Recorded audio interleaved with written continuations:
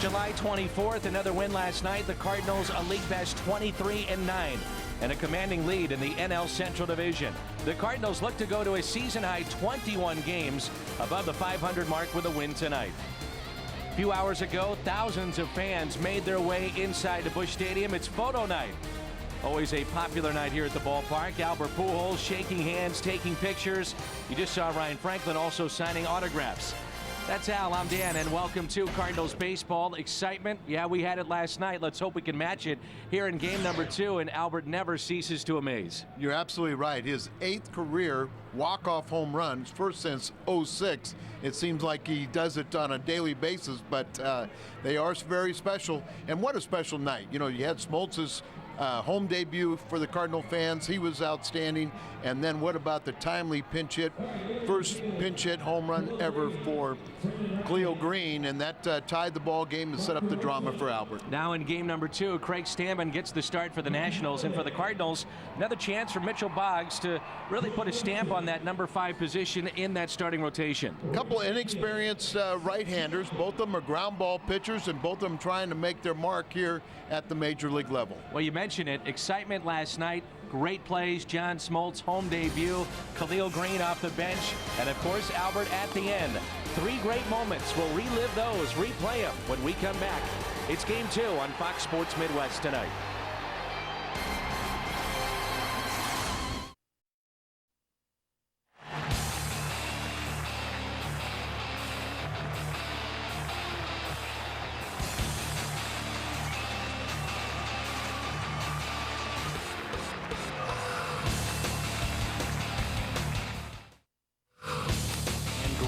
It out to deep left field, to the wall, and it's gone.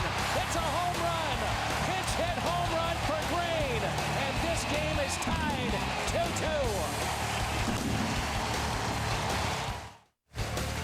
Pujols, left field, game winner. Just to the right of Big Mac Land. The Cardinals win it. Albert hits another, number 41.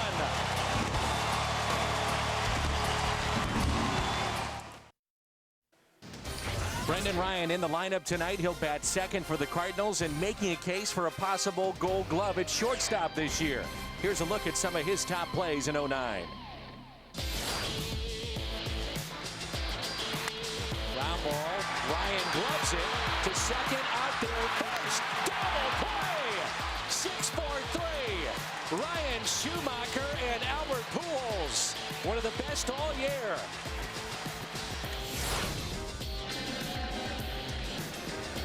Ryan, base hit into right center field. It's a 4-hit night for the Cardinals shortstop.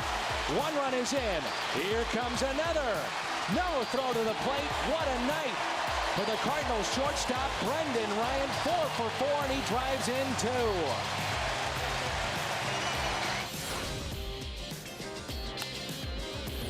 Backhanded. Brendan Ryan. Another one. How good has he been lately?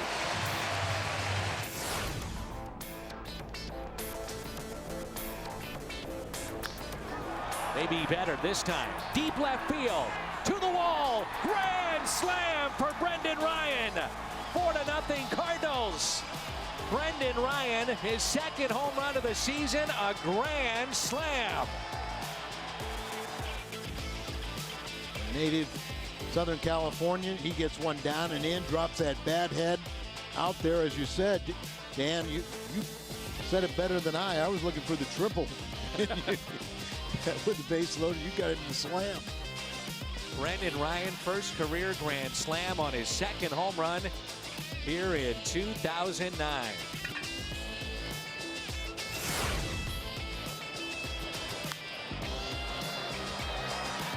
Oh, what a play by Brendan Ryan. Remarkable play by the Cardinals shortstop. Let's hope he didn't hurt himself. My goodness, what a play from number 13. Family and friends here in attendance, and he comes up with a remarkable play at short. Mr. Excitement, number 13, Brendan Ryan. Pencil his name in your lineup tonight. He's at shortstop. The Cardinals and the Nationals coming up on Fox Sports Midwest. Big crowd expected here tonight for game number 2 between the Cardinals and the Nationals. Excitement here last night. On any given evening, Tony La Russa can write in one of the best lineups in baseball. Heading that list, Albert Pujols. But momentum only as good as your next day starter. Tonight, that's Mitchell Boggs. Cardinals baseball on Fox Sports Midwest is brought to you by Bud Light Lime, the drinkability of Bud Light with the refreshing taste of lime. By Steak and Shake, famous for steak burgers. By Auto Tire, for the lowest prices in town, we shop the competitors so you don't have to. By Chevy, see your Mid-America Chevy dealers or shop and compare at stlchevy.com. And by the State of Missouri Tobacco Quit Line, call 1-800-QUIT-NOW. Sculpture Park, and an absolutely gorgeous night once again for baseball. Cool temperatures and just perfect for photo night, as the fans really enjoyed that, and the players did as well. Albert Pujols, matter of fact, was taking individual photos and grabbing certain fans to go beyond the little barrier and brought him on the field to take pictures with him. It was really a neat sight. And there's a look at the arch and also the Nationals batting order tonight, as Willie Harris will lead it off. Their center fielder, Christian Guzman, a switch hitter. Then Ryan Zimmerman having a good year along with Adam Dunn. Josh Willingham, Elijah Dukes, Pete Orr, Will Nieves, and Craig Stammen. And the Cardinals will have Mitchell Boggs once again back in the major leagues. Boy, he has been up and down all season long. This will be his 7th start, his 8th game overall, and his numbers brought to you by Marshall Wireless. Well, a lot of base runners has been the problem for Mitchell Boggs, and opponents are batting .340 against him. Lefty's .384, but he's only allowed 1 home run. So Willie Harris, who's hitting .230 with 5 home runs and 21 RBIs, will lead it off. Pujols is in a few steps at first, and on the grass at third, Mark DeRosa. First pitch by Boggs is taken a little bit low, and we're underway. First pitch right at 6:15 here in St. Louis. It's 75 degrees here in late August. Game number 131 for the Cardinals tonight. They check in with a record of 75 and 55. And the Nationals could lose 100 games yet again. 46 and 83 their record. 2 balls and 1 strike. Well, the good news is under Jim Riggleman, they've been playing much better baseball, and they're only 2 games under 500 since he's taken over. But so let's hope they don't lose 100. Well, you're just wondering if Manny Acta could get things going in the right direction. Never happened. They never caught fire. Didn't really show that spark of turning things around. And a longtime baseball man gets another shot, and that's Jim Riggleman. Count runs full, and it's something that we've seen a lot with Mitchell Boggs. A lot of full counts, going deep into counts with hitters. Yeah, unfortunately, and that's one thing that you would think that, you know, he could rectify. Pujols is there, and he'll take it himself. Steps on the bag for the first out. So after falling behind 3 balls and a strike, Boggs gets the first hitter, Willie Harris. Matt Holliday in left, Colby Rasmus in center, Ryan Ludwig in right. It's DeRosa, Ryan, Schumacher, and Pujols along the infield. And the battery tonight, a little different look with Mitchell Boggs and Jason LaRue. It's the Cardinals defense presented by Auto Tire.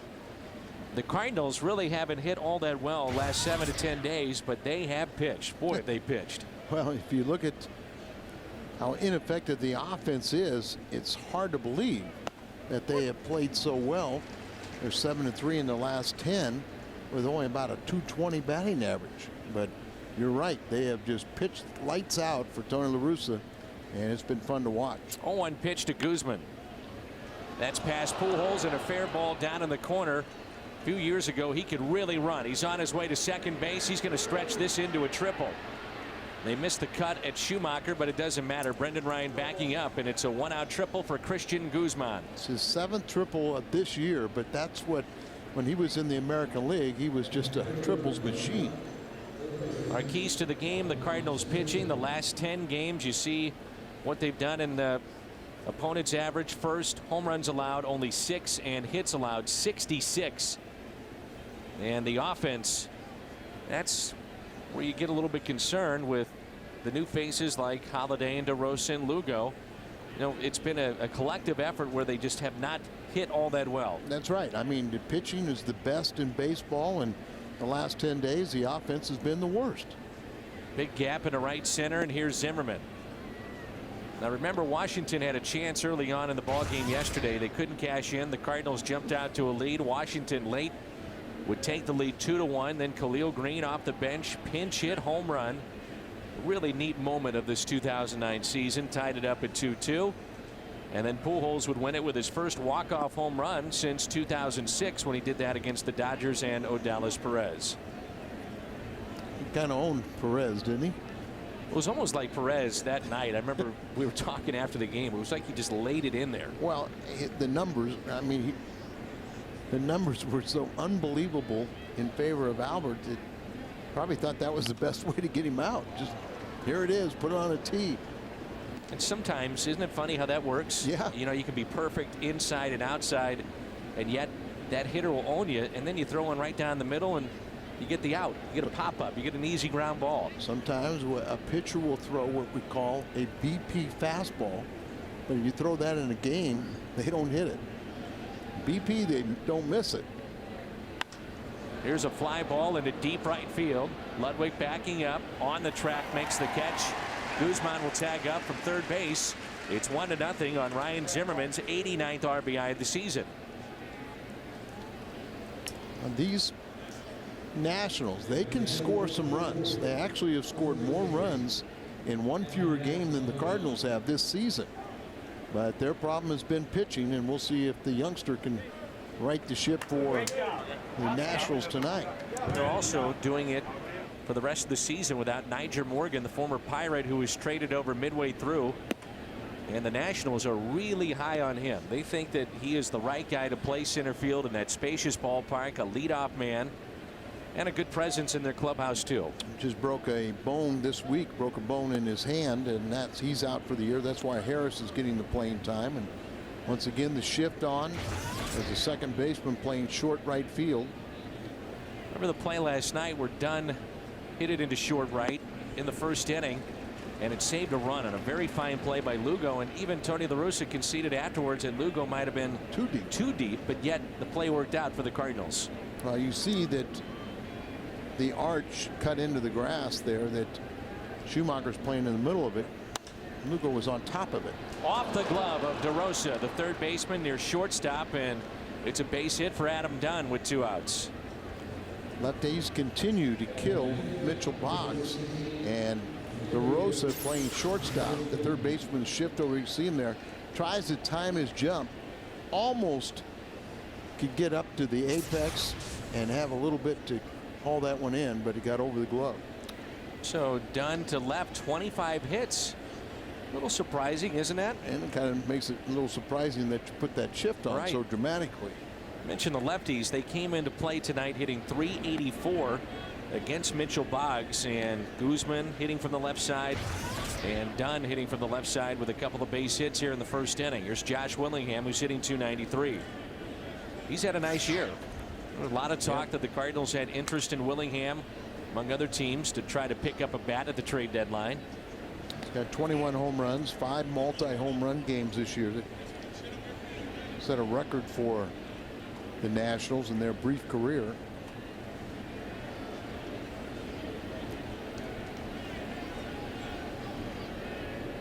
One ball, one strike, and a runner at first with 2 outs.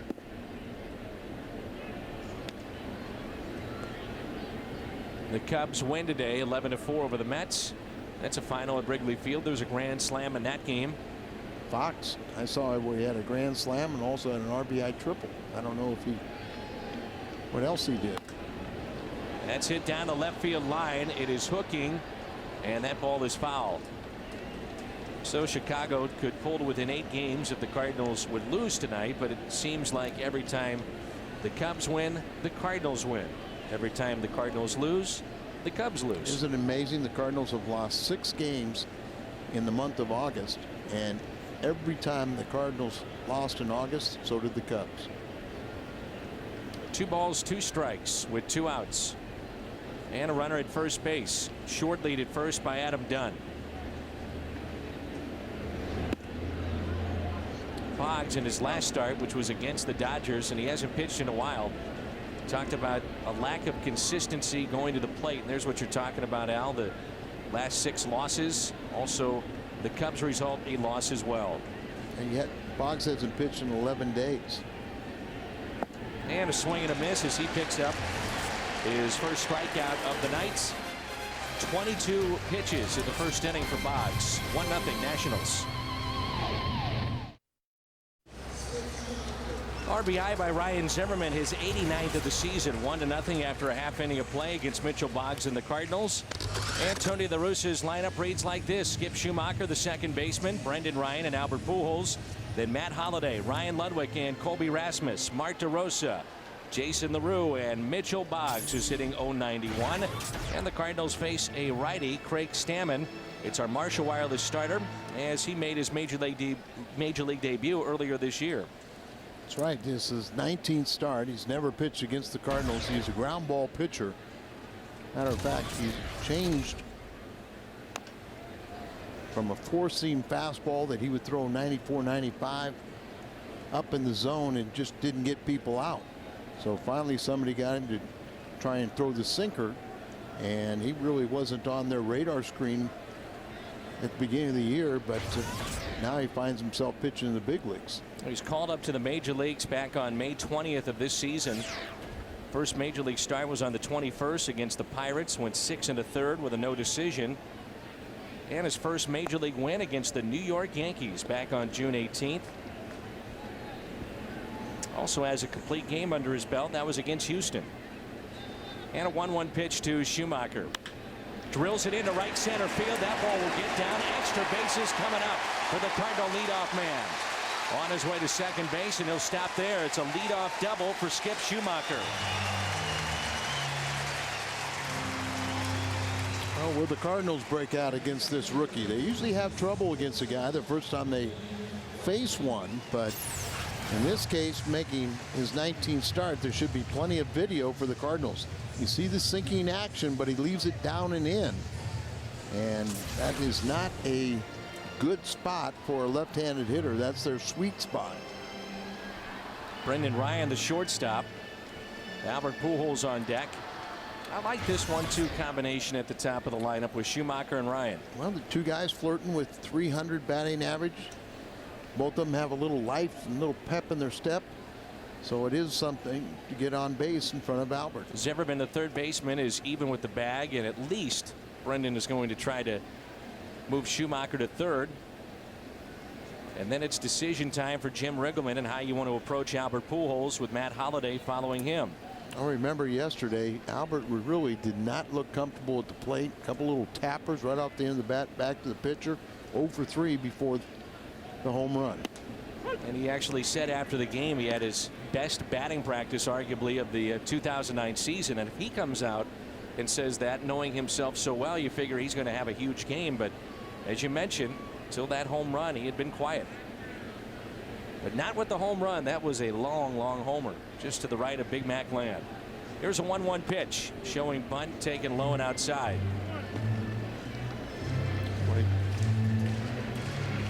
Does he continue to bunt, or now as you see the defense and really opening up a lot of hitting lanes, do you do the butcher boy show bunt but pull the bat back and slap down on the ball? You have to hit down on the ball because you don't want to double, hit into a double play, a line drive double play.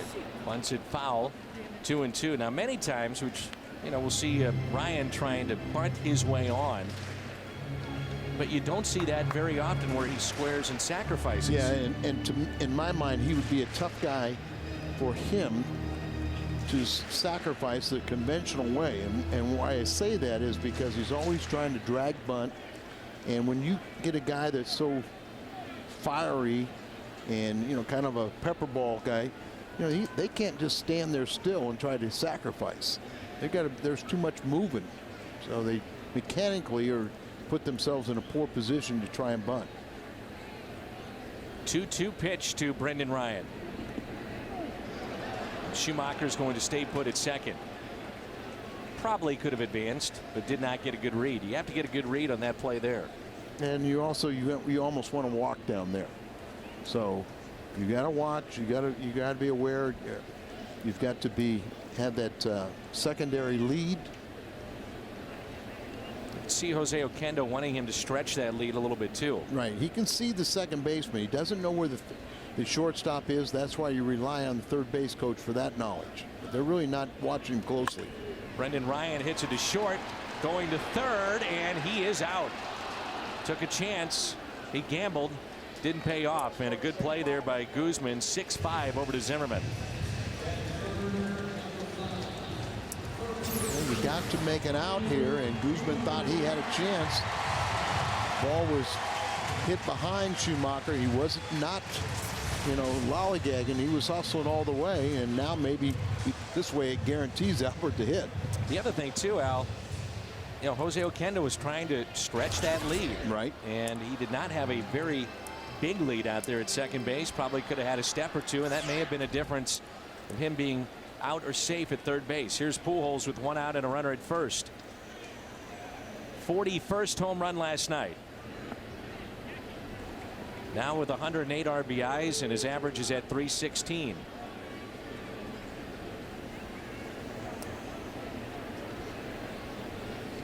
Pujols very gracious before the game. That was good to see. It was very nice to see, as he allowed a lot of the fans to come out and get by his side, go underneath the ropes, and take pictures with him. It's a strike to Albert. You can see a lot of kids run out there and want that picture with their hero. And Pujols now, you think about the Triple Crown, he is 6th in average, tied with Felipe Lopez of Milwaukee, and Hanley Ramirez is at 366. So it's going to be very tough with a month to be in that conversation anymore. And Pujols pops it up a mile high. Dunn, who's now a first baseman in foul territory, makes the catch. So 2 outs, and it brings in Matt Holliday. The Nationals defense with Willingham, Harris, and Dukes in the outfield. Zimmerman, Guzman, Orb, and Dunn along the infield. Stammen and Nieves. Auto tire defense. Here is Holliday. Not a very good defense either, as the Nationals have committed 114 errors on the season. Mentioned the Cardinals, the best record in baseball since Matt Holliday arrived on the scene. With the Cardinals, he's hitting .380. Holliday pops it up left side. Zimmerman over with room right in front of his own dugout, puts it away. The Cardinals strand their first runner of the night after 1-0.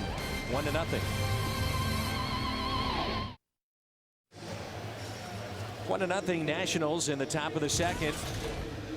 RBI by Zimmerman. It's time now for a Cabot Woodstained legendary performance. On this date, 1977, Lou Brock steals 2 bases, breaking the all-time record with .893 in his career. The Cabot Woodstained legendary performance.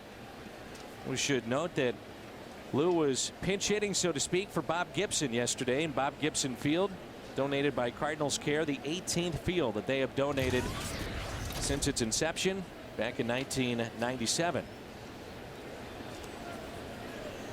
It's in North St. Louis, and they did a great job with it. Beautiful ballpark, named after the legend Bob Gibson. Could not attend, so Lou Brock was reading from a prepared statement. Also had a few words of his own, and entertaining, to say the least.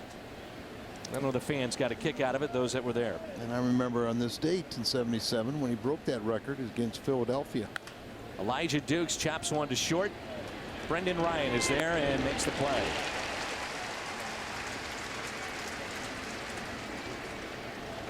What stood out about that night? It was a long night because he broke the record out there, and then we had on-field ceremony about 20 minutes. It was getaway day. We were going to New York, and by the time the national media and everybody did, we sat on a plane, players, until Lou got there, and delayed about 2 hours, and then we flew to New York. Got into New York at 5 o'clock in the morning, and then the next night we played 25 innings in New York. I remember when McGuire passed Roger Maris, it took him a few days to kind of regroup because he was so emotionally spent, and still had the race with Sammy Sosa. Remember, we left as a team, and he stayed back to handle the press conference, and then he joined the club in Cincinnati, right? That's right. It's in out of play, and it's 1 ball and 2 strikes.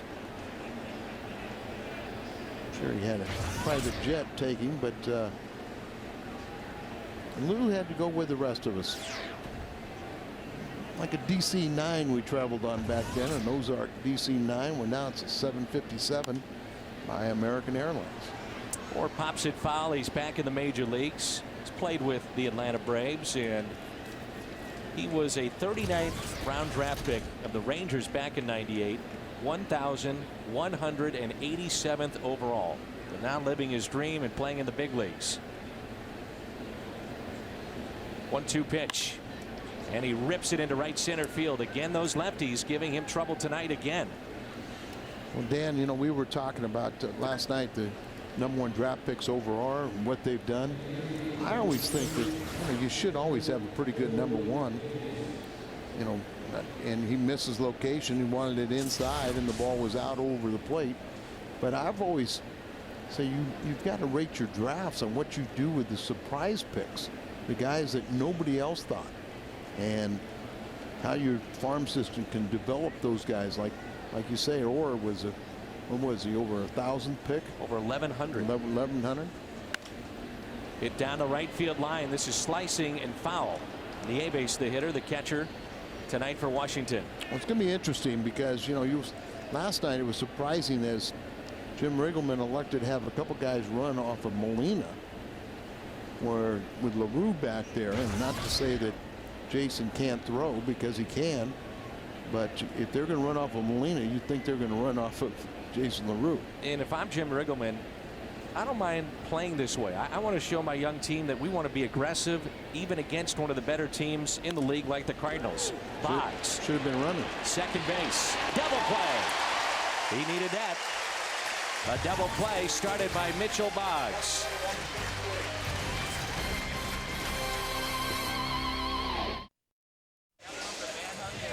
After the game, Cardinals Live is broadcasting from the Aqua Bar at Lumiere Place Casino. Watch player interviews and Tony La Russa plus Pat Parris and Rick Horton break down the game. It's U.S. Cellular Cardinals Live after the game on Fox Sports Midwest. So that's coming up, the post game. Double play started by Mitchell Boggs, 1-6-3, and that sends us to the bottom of the second with the Cardinals trailing 1-0. Tonight it is absolutely packed here at Busch Stadium. Photo night. This has been sold out for quite some time, so well over 40,000 here this evening. And surprisingly, for a bobblehead day, there are still good seats available for Sunday afternoon, tomorrow. And then how about finish up the homestand with 3 against Milwaukee. 7:15 starts Monday and Tuesday, and then whatever they call it, businessman special or whatever. What is it, 1:15 on Thursday? Little getaway day for us. Tuesday and Wednesday, and then Thursday. And it's a short road trip, and then we come back for 9 more games at home. Cardinals will be playing about 2/3 of the rest of the schedule here at Busch Stadium. Tony would get mad at us, but we would maybe start planning on when we can celebrate on that next homestand. The way they're playing, I mean, it's not far-fetched to think that way. What is the magic number? 26? Mid-20s, yeah. I think it might be 26. 3 balls and no strikes on Brian Ludwig. And that's ball 4. So a leadoff walk for the Cardinals. Ludwig walked a couple times last night, so maybe he's seeing the ball much better. Well, you mentioned Milwaukee, and you know, the Brewers, it could be a very interesting offseason for them. There's 2 schools of thought of what they might want to do with Prince Fielder, who has I believe a year and an option and then an arbitration year coming up. Can they keep he and Braun together? You know, high price guys. Now Braun is going to stay there. He's got 6 more years on his contract, but there are a lot of teams that would love to have a bat like a Prince Fielder, and do you go out and give him up for prospects and pitching? And playing devil's advocate, you know, you've got to look at that body and then think of a couple more years of age on that. You know, I mean, that's reality. You got to think that way. A 1 pitch to Colby Rasmus on its way. A swing and a miss. I think if you're the Yankees, you have to be a little concerned about the end of that contract with CC Sabathia. Not only a pitcher, but he's a big man too. 0-2 the count here on Rasmus as we play in the bottom of the second. And Colby pops it foul. The Cardinals are 4th in attendance. That is just remarkable. 4th in attendance. When you consider ahead of them the Yankees with a new stadium in New York. You've got the LA Dodgers, huge stadium, huge market, and the world champions, another big market. The Phillies, they're at number 3 and coming off a championship year, and then the Cardinals. There's a ground ball slowly hit to short. Only play is to go to second. Out there, Rasmus safe at first. And I remember that was a nifty play by Guzman.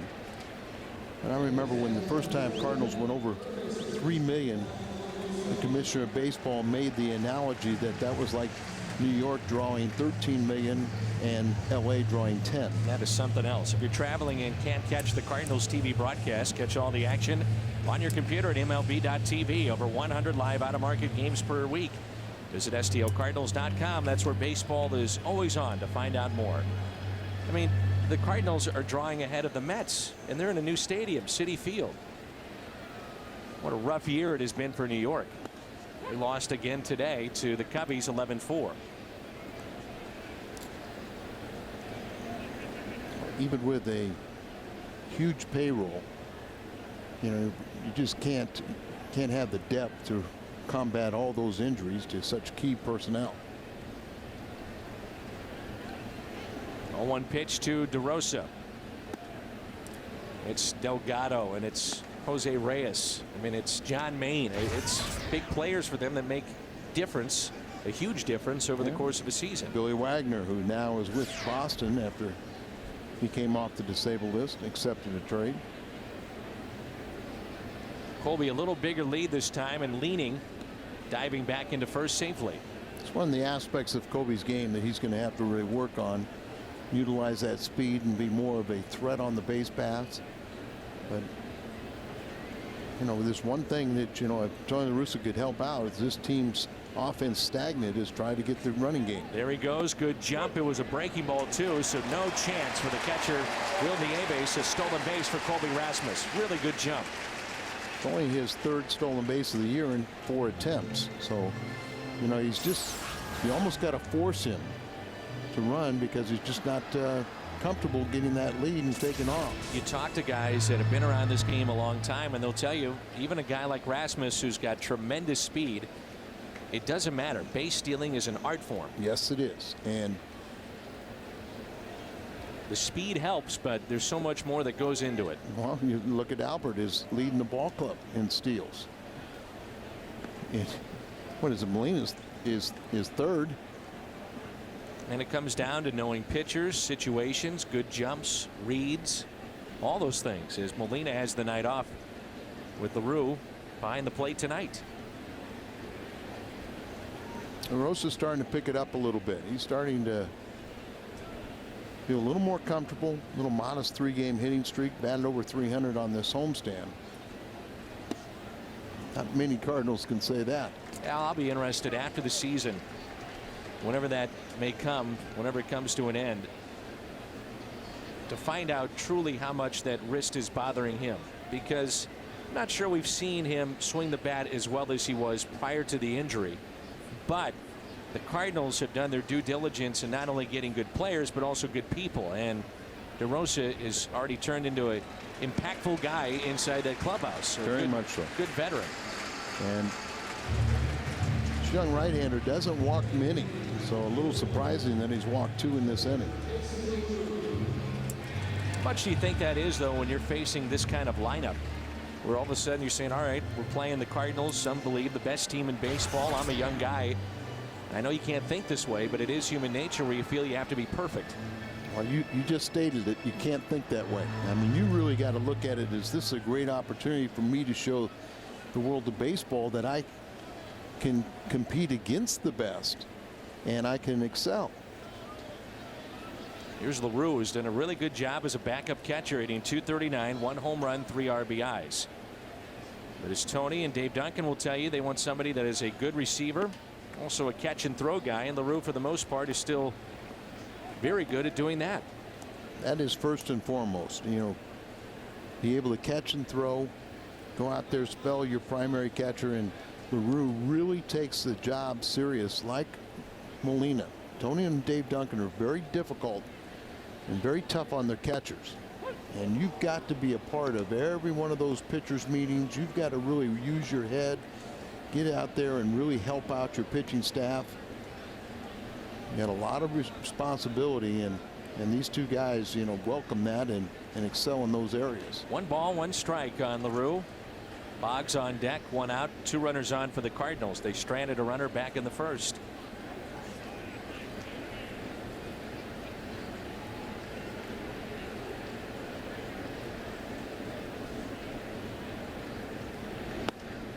And that's a strike to LaRue. He didn't like the first one, and I'm sure he doesn't like that one either. 1-2. LaRue's batted .293 when he started. And that's not an easy thing to do, to come off the bench, and he's been an everyday player before in his career with Cincinnati, and trying to keep your batting eye sharp is very, very difficult for a bench player. LaRue rips it foul. He was ready for that pitch. Jason, you know, when you're playing once a week, you know, it's hard to kind of keep things positive. You know, as a starter, he's 17 for 58, .293, and .239 overall. So really, he'll go a week without a single AB. Here's a 1-2 pitch to LaRue. Taken high, 2-2. Only had 71 at bats on the year. You get to the ballpark early, and LaRue is here. He's one of the first to arrive, and always working out with Chris Carpenter. And Pete Prenzi, the strength and conditioning coach, has different agility drills and stretching drills that have put those two through, and does an awful lot of running to keep his conditioning up. LaRue pops it up. Zimmerman infield fly. 2 outs. Stay warm and cozy during cool Cardinals games, and in the offseason with the Cardinals fleece blanket courtesy of AT&T. It's available to 25,000 fans ages 16 and older. Get yours Friday, September 11th by purchasing tickets at stocardinals.com. See if Boggs can't help himself here. Hit a 2-out base hit. Looking for his first, I would believe, major league RBI. Do you think? September 11th, Atlanta, by the way, is in town, and it's the first of 3.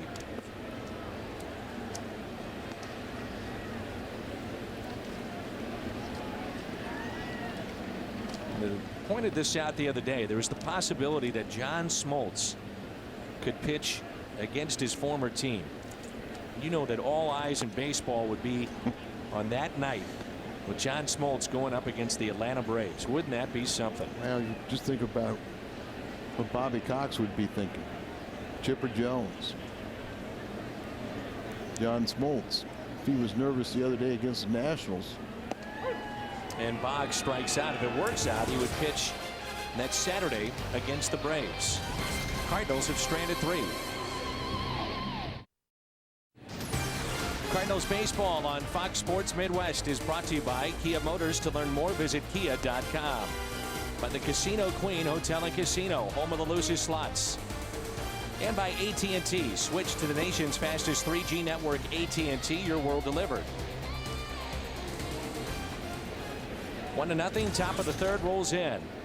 Sculpture Park in St. Louis. Those shots provided by our good buddy Tony West, who was running all over the place prior to the game tonight and around downtown St. Louis. Yeah, they were really busy getting that ready for the All-Star weekend. Here's the pitcher, Stammen. He's hitting over 200, so maybe it will swing the bat a little bit. Well, Mitchell talked about, and I mentioned this before, just trying to find a release point and consistent mechanics. And at times, we've seen that before. He gets in trouble with that. Can't get that repeatable motion. Tough thing to do, isn't it? It's one of those terms that, you know, you just didn't hear much. Repeatable delivery. But it's so true. Slowly hit to the shortstop, Brendan Ryan, for the first out. But, you know, to the point where guys today, it's amazing that they really have to think and worry about those things, where they just can't get that muscle memory and just get on the mound and just become so easy to you that, you know, every time you throw the ball, you have the same release point. John Smoltz was terrific again last night. He now has 11 innings, 15 strikeouts, and really has improved against the lefties, which he struggled with in his brief time with Boston. A strike on the inside corner. And it made sense. You know, he said he found a little flaw that he was throwing across his body. When you're doing that, you're right-hander, you really have trouble getting inside to the left-hander. So I thought it was interesting how much they did the backdoor breaking ball last night against lefties. Do you think it's a foregone conclusion he goes to the bullpen later this season? I think it is, if as long as you have the healthy. But I think right now is you leave him in there until you get to the playoffs. Oh, you absolutely. leave him in the rotation. But as you well know, Al, knock on wood, the Cardinals make it to the playoffs. At some point, you would figure he would want to get a little bit more comfortable if he is going to go to the bullpen, you know, maybe the final week, 10 days of the season. Or do you think it really matters to a guy that's done both and he's done it forever? I think it would make no difference. And I think he, like you said, 154 career saves, so he knows how to warm up as a reliever. He knows, you know, what he wanted was to get a little more pitching time, make a couple starts, but now with out of necessity, you can use him out there because he's been so good. It drops in front of Ludwig. Base hit for Harris. Everything you knew about fantasy football is about to change. Introducing the all-new Fox Fantasy Football with more customized features and new ways to play. Log on to foxsports.com on MSN and join the next generation of fantasy football. Christian Guzman tripled and scored back in the first. Willie Harris's speed and Guzman at the plate. Let's see if they want to do a little running here and be aggressive.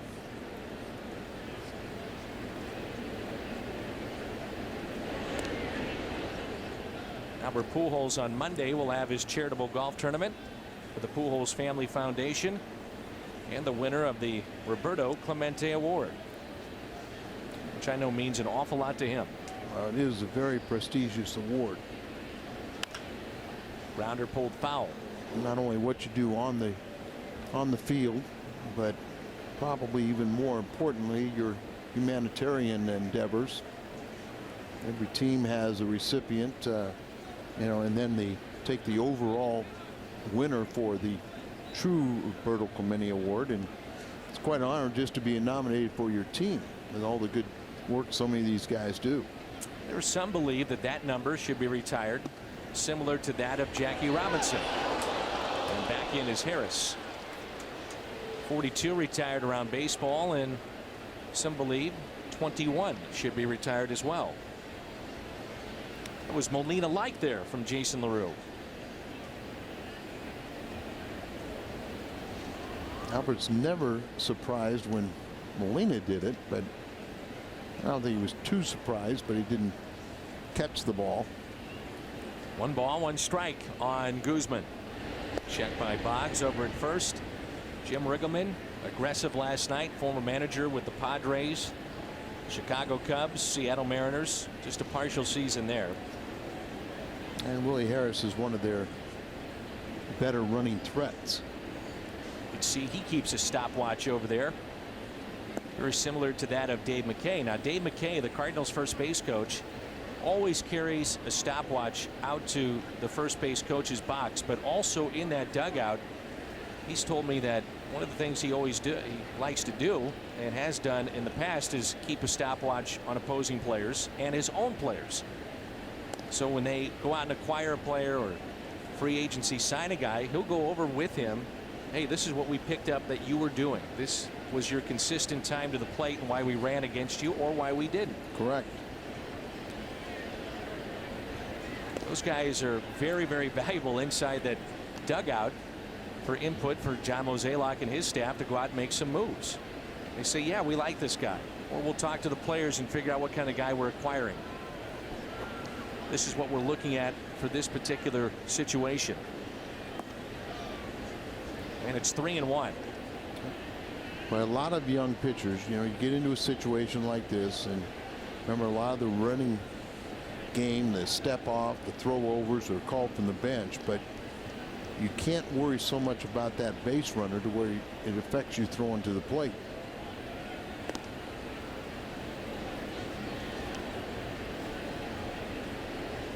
It's about the 4th or 5th time he's thrown over.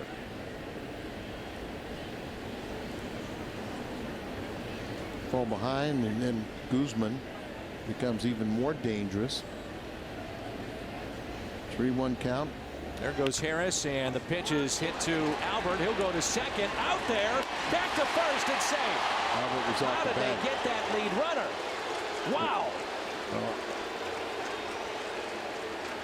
Albert man. really took a chance right there. Remember, even with that elbow, he still has a strong throwing arm, and he's fearless, you know, and if he makes mistakes, they're usually of aggression. Here, a very close play with Harris running from his knees. He throws there, and they get the out there, but Albert not getting back to the bag. Watch he missed Harris. the bag. See, he's looking to go. See, Harris. Can't believe it. Well, Harris did not run. You know, he's looking to try and take that angle, thinking he's going, that he's going to go all the way to third base, and then he slows up. I mean, it was a bang play in Riggleman's mind that he still beat it, the throw at second base, but he's going to lose the argument. Well, you could see, like you said, Al, he started to almost make that little banana curl. Yeah, he was looking at his third base coach to pick him up, thinking that the ball got down into the corner, and by doing so it slowed up, and then by not sliding, you know, it's another slow up. And by getting out of the way, also then there's a clean path for the throw from Albert, and Brendan Ryan is not screened by the runner. Boy, was that a chancy play. Yep. Very well could be first and second with just 1 out, instead 2 with a man at first. So here's that little banana curl that we're talking about. See, he's starting to make that turn. Yeah, and see him how he slowed up, and just by going in standing, you have to slow up too to hit the bag. 1 ball, 1 strike on Ryan Zimmerman. So he was assuming that that ball got by Alberts down in the corner, planning on going to third. And whether he had Listash, the third base coach, got his attention or not, but he, by standing up, going into second, you know, he cost himself the out. 1 and 2. You know, Mitchell Boggs consistently will throw 94, 95 on our gun. I know the Cardinals would like to see him be more aggressive with that fastball in the zone. Located. See Riggleman talking there with Harris. 2 and 2. And you know, that slider, you can see that AAA hitters many times will swing at that pitch, but I've been amazed that he's gotten as many strikeouts against major leaguers that he's had. But you know, you get guys like Zimmerman, and you're kind of doubtful that they're going to offer at it. Zimmerman is certainly a legitimate star, in many ways the face of their franchise right now. As he chops it to Brendan Ryan, and a forced play at second, and that sends us to the Cardinals half of the third. Top of the lineup for St. Louis. Redbirds trail by a run. Tomorrow afternoon, catch the Women's Professional Soccer All-Star Game live at the AB Soccer Park in Fenton. Women's Pro Soccer All-Star Game Sunday at 4:30 on Fox Sports Midwest.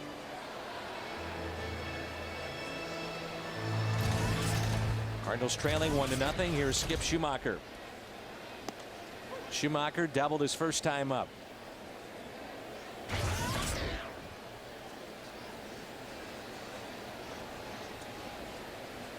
A pitch in the dirt. 1 ball, 1 strike.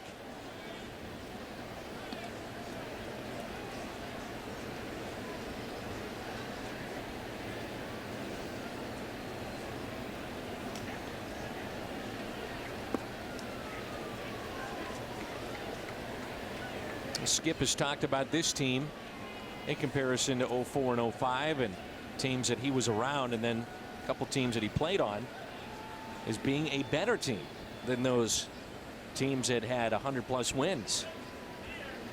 I asked John Mozeliak the other day, the Cardinals GM, I said, how would you compare this lineup to 04 and 05? And he said probably 04 may have been a little bit better, not to take anything away from this group, But, you know, you go back to 04, Pujols, Edmonds, Roland, and it was the MV3. Yeah, I agree with John. Yeah. Schumacher slicing this into left center, and Harris comes up with a nice running play. At good speed, and he makes the play. Well, they lost Nigel Morgan, but they have really a clone in Willie Harris. And as you said, you know, with the big spacious ballpark they have in D.C., they need a swift outfielder, and Harris can provide that. Tracks that one down nicely. Well, there's so many reasons why they needed to sign Steven Strasburg. Number one, he's a terrific talent, the best talent in the amateur draft this year, but also there's a curiosity factor with him too, to draw fans into that organization, to say, hey, we've got a guy that consistently throws 100. Nasty slider, great breaking ball. Oh, by the way, he throws a changeup too. What was it? They sold tickets for his press conference or something, and they got like 6,000 people. Yes. And to their credit, they said there was going to be no gimmicks in September as far as having him throw a few innings. They've got a plan for him of just 40 maxed out innings from right now until spring training next year, of which he has a major league invite to. The 2-1 pitch up the middle, base hit for Brendan.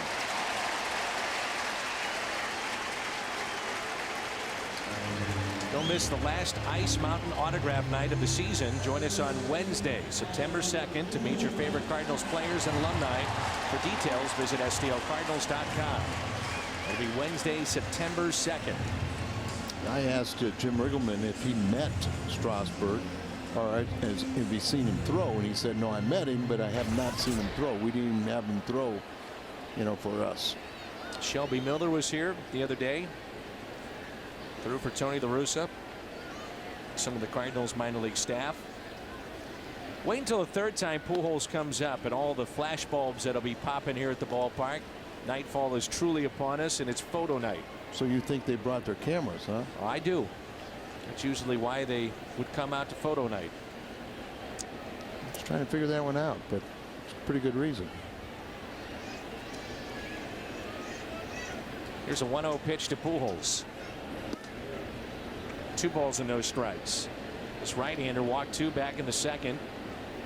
And the Cardinals have a couple of base hits, one by Schumacher, the other by Brendan Ryan. Pujols' first time up, popped out to the first baseman Dunn in foul territory. He could put the Cardinals on top. So really, you take away the great swing in the 9th inning, the game-winning walk-off home run. He has really struggled in this series. And the Cardinals, they only had 5 hits last night, and two of those were home runs. And if you're wondering, since the acquisition of Holiday, Pujols is hitting roughly around 280. I believe he's got 7 home runs since the 24th of July. On this homestand, the Cardinals are 3-1 to this point with a .213 batting average. On the season, they've only hit .222 against Nationals pitching, and they are 4-1. Here's a 3-1 pitch. Brendan Ryan diving back into first base. Mentioned it last night how John Mozeliak is now starting to take a look at 2010. Of course, that includes Matt Holliday. And the big question with a franchise like the Cardinals, when you're not spending $200 million, how much can you dedicate to Pujols and Holliday in the middle of your lineup? Well, you're already committed a pretty good chunk to Carpenter, Wainwright. You know, Loesch got his payday last season. Here's a 3-1 pitch. They want to go inside. You better watch out. Pujols got a piece, 3-2. But it's not unusual for most ball clubs to, you know, appropriate 60-70% to just a handful of guys and then fill in around them.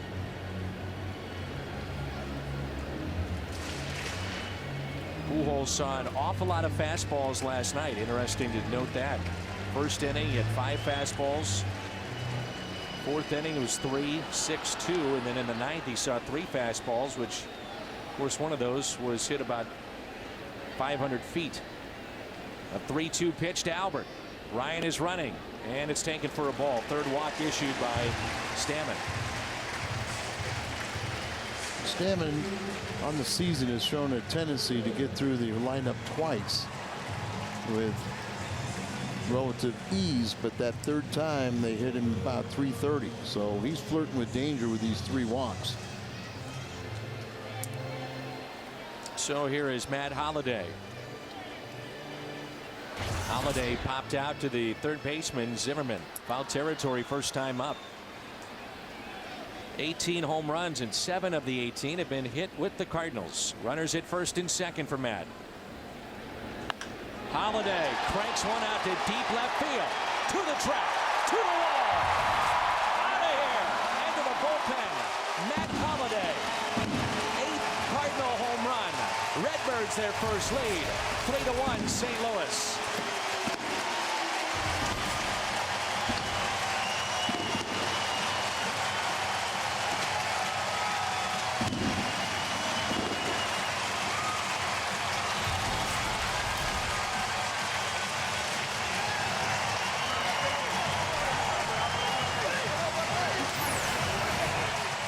Set up inside, and ball just down and in. And a lot of people think that that's a good pitch, down and in. Talk about to a left-hander, it's in the wheelhouse. But a lot of times a right-handed batter just drops that bat head. You're hitting it to left field, the shortest part of the ballpark, and you will pay for a lot of those. Remember, you come inside off the plate, you get them out of the way. Saw that pitch in the Hot Shot Sports Bar and Grill Exmo Cam. The fans wanted the curtain call, but Holliday stayed inside. No balls and 2 strikes. And a swing and a miss by Ludwig. He strikes out, and that's the second out.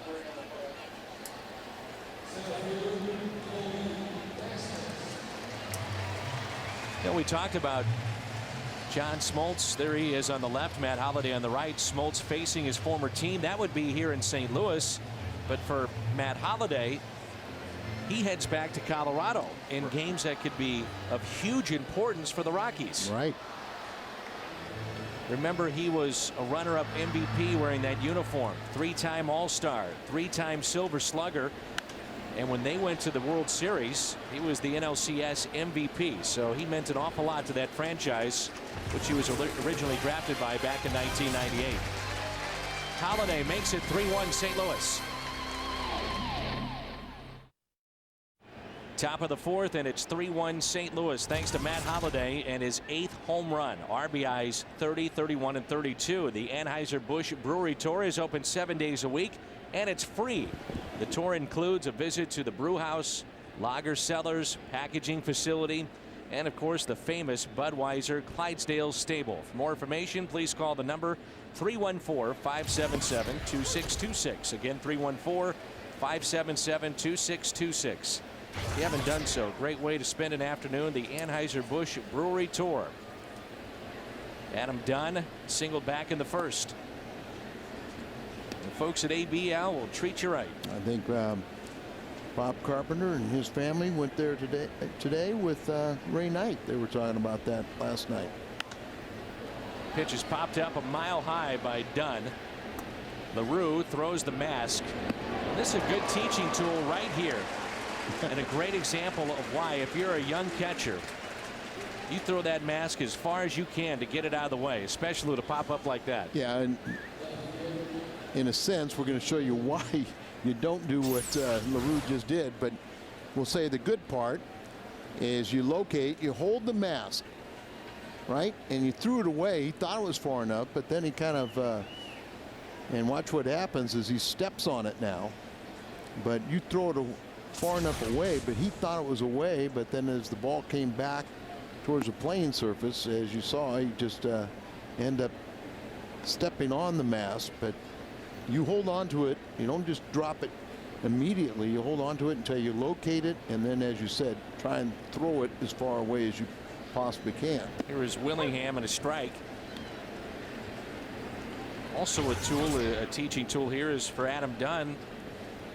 And he was running, but you hustle all the way on that play as that came back into fair territory. Right. So, you know, just You only have to run 4 times a night.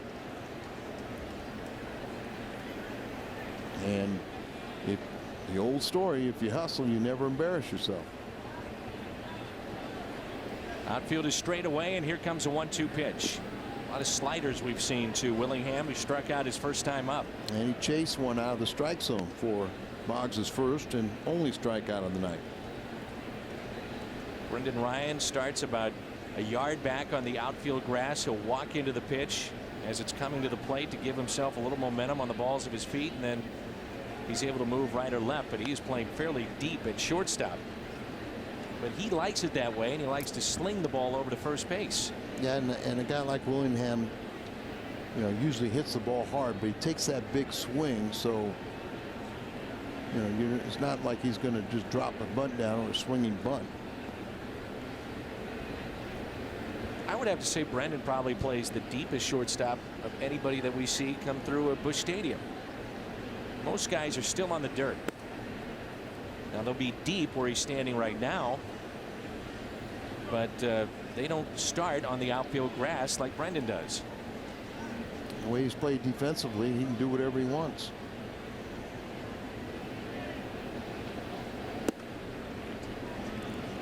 It's down and in, and taken for a ball 4, and the first walk issued by Mitchell Boggs. Help support the families of fallen police and firefighters on Backstoppers Night, Friday, September 11th against the Braves. Discounted tickets include a t-shirt, free hot dog and soda, plus a pregame parade around the Busch Stadium field. Backstoppers Night, those tickets are available for September 11th at stlcardinals.com/backstoppers. Here's Elijah Dukes, and it's past DeRosa into left field for a base hit. So walk to Willingham, base hit by Dukes, who's now 1 for 2, and it brings in Pete Orr. The Backstoppers had a softball game here in the park today. Dukes hits it off the end of the bat. He takes a big vicious swing. Hot shots, Exmo Cam, 1 block south of the ballpark on Broadway. Runners at first and second with 1 out. Pete Orr singled back in the second inning. We've talked about it a bunch tonight, but these lefties really gotten to Boggs. So my question to you would be, why?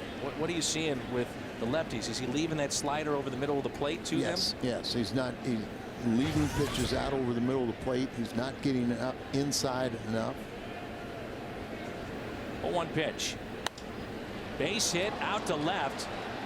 Willingham was on his way back to second base, so we'll have the bases loaded and only 1 out. He was really in between as to whether or not to advance or go back to second base. If you think about it, the base runner at Willingham, the lead runner at his second base on that line drive, in his mind, he thought it was a real possibility that was going to be caught by DeRosa. So really a tough play, and he did the right thing.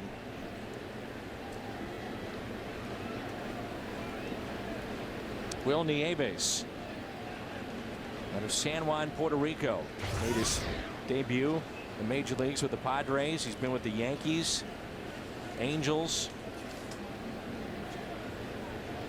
He's really considered Mike Mussina's personal catcher for a long time. The pitch is taken low and away.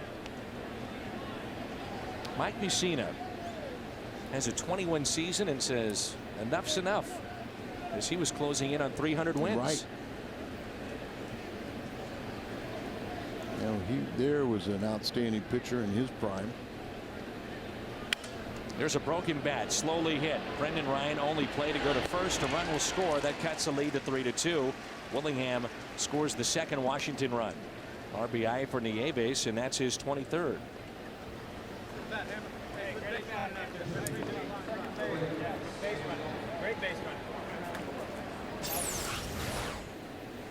And LaRue down and away.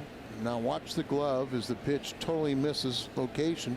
Comes very effective pitch as he jams him, but almost jams him too much to the point where Brendan Ryan only had 1 play, and that was, to first base, allowing the run to score. Here's Stammen. And that pitch is a strike as he grounded out to short first time up. And the difference is LaRue set up down and away. What he's hoping for is the guy rolls over on that ball and hits you a nice little double play to the shortstop, and you turn two and get out of the inning. Popped up right side. Albert wants it. He's got it.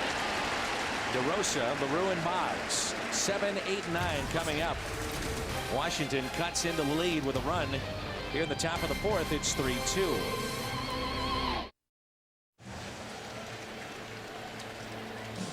Three to two. It's the bottom of the fourth. Happy birthday to Mary Jo McQuality. Mary Jo lives in Crestwood, Missouri. 100 years young. Big Cardinal fan. She's got a Cardinal t-shirt there, and she's pictured with her friends Angel, the teacup poodle, and Zeke, the fawn boxer. Happy birthday. I didn't think the boxer was going to be named Angel. There's Max Leinwand in the back left there. He is the post-game show producer. You can see he is working as hard as Brad Straubinger, the pregame show producer, was working the other night. Well, they're in training. Here's DeRosa. Big gap in the left center field. And a 1-0 pitch to Mark. Ground ball hit left side. Guzman there steps and throws and makes the play. So DeRosa is 0 for 1 tonight with a walk, and it brings in the backup catcher for the Cardinals getting a start tonight, Jason LaRue, and then we'll see Mitchell Boggs. 3-2 Cardinals. Washington picked up a run in the first. The Cardinals with 3 runs on 1 swing of the bat. Matt Holliday a home run. In the top of the fourth, Washington picked up a run to cut the lead to 3-2. Jason's 35, and early in the season he was the only position player over 30. And now that DeRosa and Lugo have joined, Jason has company with the Graybeards.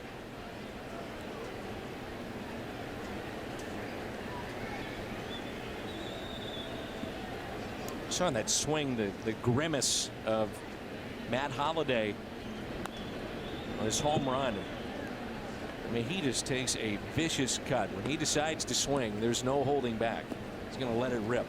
I was talking to him about the size and weight of his bat. Where a lot of these guys, use light bats. I think he told me his was 34, 32 ounce, 34 inches. And I said, "You ever pick up any of the older players' bats?" And he goes, "Well, I used to hear about, Dick Allen using a 42 ounce bat. Guys using 38 ounce, 36 ounces was very common, 34 to 36. And I said, you swing a bat like that, all you have to do is center it, and that ball would jump. I bet. You can't stop your swing. Well, the one thing that he has is tremendous strength in his forearms. And you talked about a little drill that they had measuring the strength in the forearms and the wrists. And he's one of the tops on the team. No, he was the top. And I say one of them just because Pujols was holding back a little bit because of his sore elbow, but he does have tremendous upper body strength. Yeah, Pujols was second on that measuring, but he was using his left hand, not worrying about the elbow or not wanting to put pressure. And third was DeRosa. A strikeout of Boggs. That's 4 on the night. Sends us to the 5th. Top of the lineup coming up for Washington.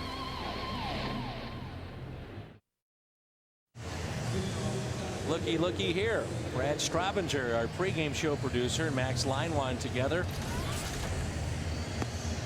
We're just planning the show over at Lumiere, but what's the bar over there, Bob? Blue? The Aqua Bar. Aqua Bar.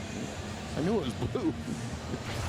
This stayed in history. Jackie Robinson hits for the cycle, drives in 2, scores 3 times. Dodgers beat the Cardinals August 29th, 1948. Our Schnooks this date in baseball history. Number 42 retired, Jackie Robinson and Bruce Sutter. Willie Harris, top of the lineup for Washington. Willie is 1 for 2. Then Christian Guzman and Ryan Zimmerman for the Nationals.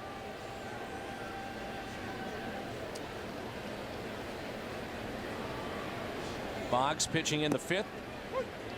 Pitch number 67, a strike. Saw the speed of Willie Harris tracking down that fly ball in center field, and a good play. It was off the bat of Skip Schumacher as he sliced one into left center. What a difference in Boggs' pitch count than some of his earlier outings, where he would have this mound in the second or third inning. And the reason why is walks, and he's only walked one tonight. I mentioned the other day how it's just been a great learning experience for him to talk to Carpenter and Wainwright, now John Smoltz, Pinheiro, Wellemeyer. Wealth of knowledge inside that Cardinal dugout. On the outside corner, catches it, 2-2. Again, I mean, I've said it a bunch since Smoltz got here. You'd be crazy not to approach him and ask him about situations and what he's been through in this game. And Smoltz the kind of guy that will be more than happy to share that wealth of knowledge.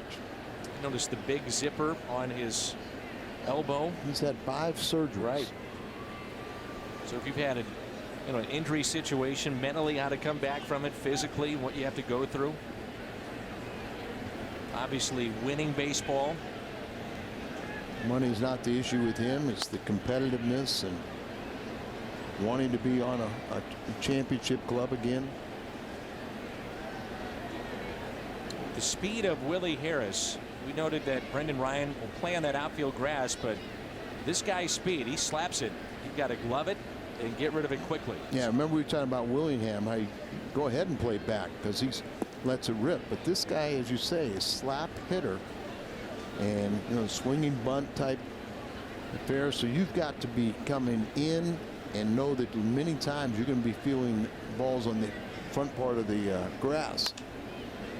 Goes the other way. Holiday has to come in a few steps to make the catch. Going back to Smoltz for a moment, but you think about Smoltz, Glavine, Maddox, any one of the three. Pitch count at 74. That tandem just dominated baseball. And in their amazing run with the Braves, you'd look at their lineups over one year to the next, those would change, but the constants were those three.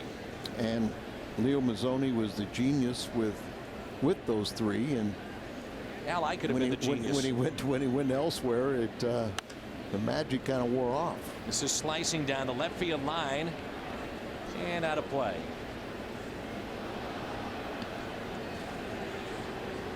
And Dan, you are correct.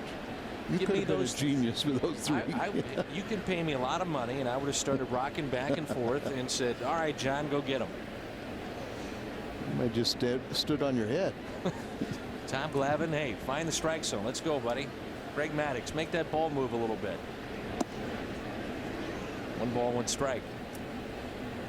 Of course, one of the things too that Leo was a disciple of Johnny Sane, and one of the things Johnny believed in was throwing every day. Underhanded to Boggs covering, and Guzman retired for out number 2.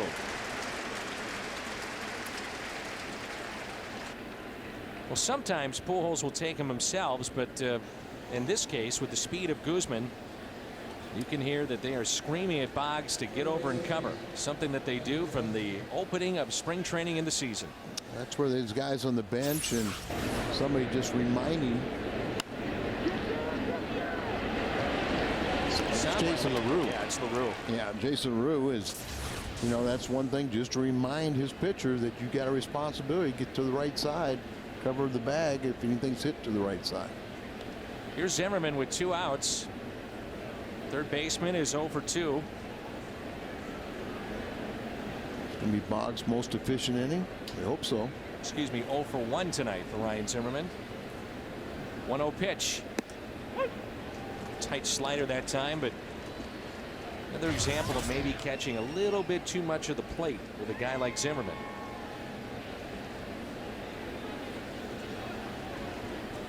One ball, 1 strike. On deck, Adam Dunn. How far off the plate he is. So set up outside. And he hits it in the air out to deep right. Ludwig is back near the wall, and he's got it. Ludwig almost ran out of real estate. Right against the wall, he makes the catch, and Boggs has a 1-2-3 inning. top of the lineup coming up for the Cards.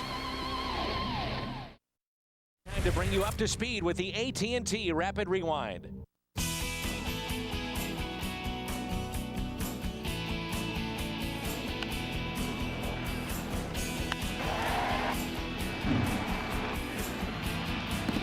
AT&T, the nation's fastest 3G network. AT&T, your world delivered.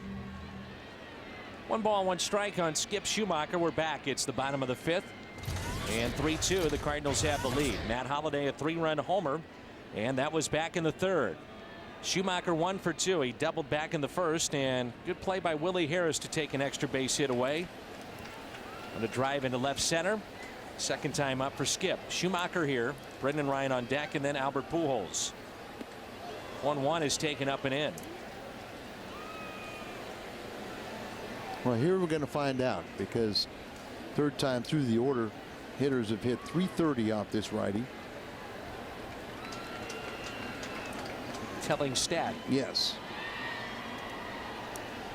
3 balls, 1 strike. Stammen has walked 3 and struck out 4 tonight. The 3-1 pitch in there for a strike to Schumacher.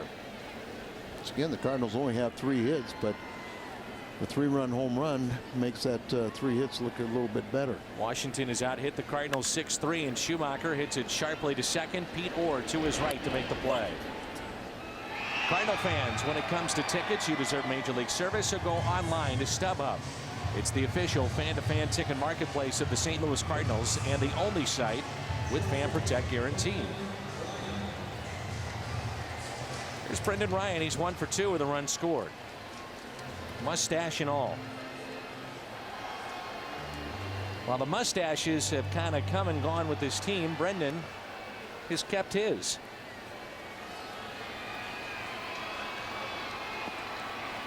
I remember being on the Caravan with Brendan Ryan a couple of years ago, Al, and right after the Cardinals had won the World Series. And he had so many questions for Randy Flores and Skip Schumacher. Scott Cooper was on that. Kenny Reitz. You're thinking at the time, and I'm sure he was, am I ever going to make it? Boy, has he. I mean, he's really just turned into a good player and a guy that provides a lot of energy in that clubhouse. And he was very good with the fans at that time, too, obviously. Yeah, he likes to have fun. You know, he's a regular guy, and, you know, he's thankful that he gets to do this for a living, but doesn't take himself too serious. 3-2. But just look at where he's progressed this season. You know, going into spring training, you know, was he even going to make this team? Leo Green was your shortstop. 3-2 is pulled foul, and when you look at 2010, and you thought at the time, after his Turris and then Khalil Green not knowing what may happen with him, you're thinking, well, you know, Brendan could be a nice utility guy, but now you're saying that's out the window. This guy is your everyday shortstop. Brendan hits it into right center. Harris on the move. He was shading him a bit to the opposite field, and he makes the catch again. I don't know if you're aware of it, but Tyler Green hit 2 home runs the other day in a game, and last night he hit another home run. So I mean, he's starting to perform down there. I talked to the coaches about Tyler Green. Here's Pujols. They love his defense. I mean, they feel he could be a real valuable guy. Second, third, short. He could play the outfield too. He would learn it, but there would be no question he's athletic enough to do it. But remember, when he was sent down the last time, he was in a real rut. He was 0 for his last 21 or 22, and that slider, the breaking ball, was very tough on him.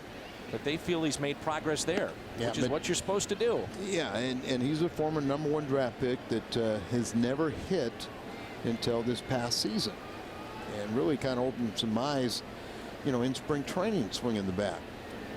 Pujols hits a rocket out to left, couple of hops off the wall. Albert's got 2 with 2 outs.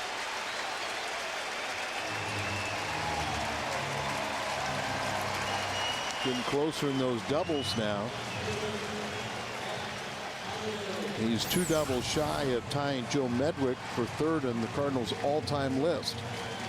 Look at the catcher. He didn't want any part of this one. When Albert swinging the bat, he gave his head totally turns. Look at that. That's not, you don't see that often, do you? Not at all. And now Nieves is out to visit with his starter. I'm sure one of the things that they're going over right now is, look, first base is open. Holiday's already taking it deep, swinging a hot bat. Even though we would have 2 on, you feel more comfortable pitching to Ludwig. Yeah, that's a good. Now they're going to intentionally pass Holiday, give him the free pass. I almost wonder if he might have been crossed up the way he turned his head too. So they'll walk Matt Holliday.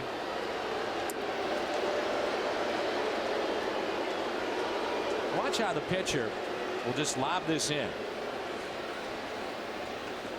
Wouldn't put anything past Albert, would you? No, and you know where I'm going with it.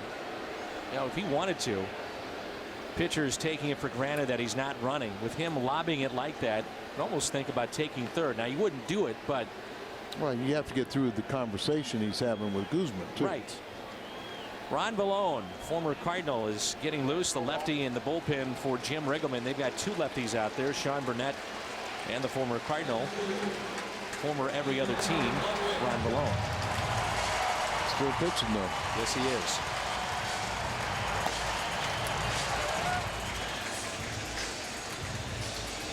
Ludwig struck out his last time. He walked the first time up. Had a couple walks in last night's game, and it usually means, in my mind, it usually gets a hitter a little bit closer or seeing the ball much better, not swinging the pitches out of the strike zone. Remember the numbers before Holiday got here.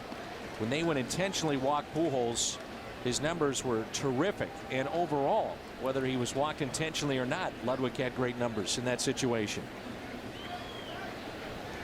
Runners at first and second. Here comes a 1-0. 1 ball, 1 strike with 2 outs. We're in the 5th. 3-2 Cardinals. Packed house here tonight at Busch Stadium.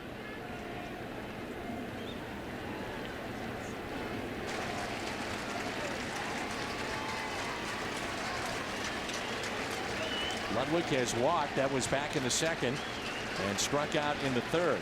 This right-hander struck out 4. Just missed on the inside corner. 2 balls and 1 strike. Mentioned that he doesn't walk many, but he's got 4 tonight, with one of those being intentional. And that was one thing that I was told, that he has good control and doesn't walk many. 2-2. That's a pitch right there. A lot of times we see him so aggressive in this spot. He's ready for it. Didn't like it. 2-2. Until you get 2 strikes, if you're disciplined, you stay with one game plan, go up there looking for what you're looking for. You can do that until you get 2 strikes. Big gap in left center for Ludwig. Ground ball hit to short. Guzman can't make the play. Pujols will score. Holiday on his way to 3rd. Ludwig hustling into second base.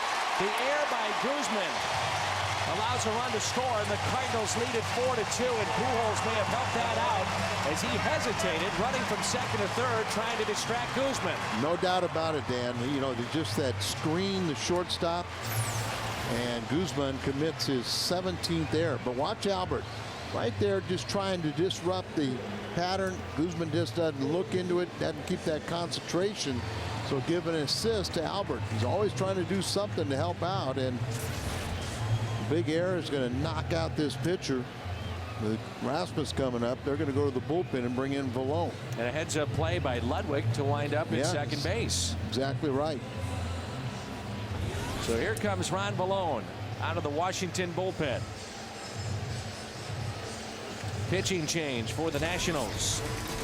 Rasmus against Vallone with 2 runners on when we come back. Bud Light, what's on tap, and the difference is drinkability. Adam Wainwright making his team-leading 28th start tomorrow. Picked up the National League's first and only 15th win in his last start on Tuesday. It's his birthday tomorrow, and also his bobblehead day. And it'll be Rick Horton and Jay Randolph on KSDK and the Cardinals TV network tomorrow at 12:30. And there are tickets available. So Ron Vallone in our Chevy call to the bullpen out of Inglewood, New Jersey. Pitching for his 12th major league team. Here's Rasmus. Runners at 2nd and 3rd. First pitch is up. And I noticed You know, Tony La Russa talked about it, I think, in just kind of reading his body language. Watch for the pitch up. Right. You know, Vallone, you saw at times that his control a little erratic and pitches up in the zone. Did post a 17 scoreless inning streak in his first 19 appearances with Washington, but since that time, ERA over 7. Well, he has not been on the same team for more than 2 years in his major league career. And he's a good guy. And, very good guy. But I mean, if he wasn't, he wouldn't be around for his 12th ball club. And we give him a little credit. He's 39 years of age now, and he's pitched over 700 major league appearances. He was the 14th overall pick back in 1992 by Seattle. A 1-1 pitch to Colby Rasmus. Here it comes.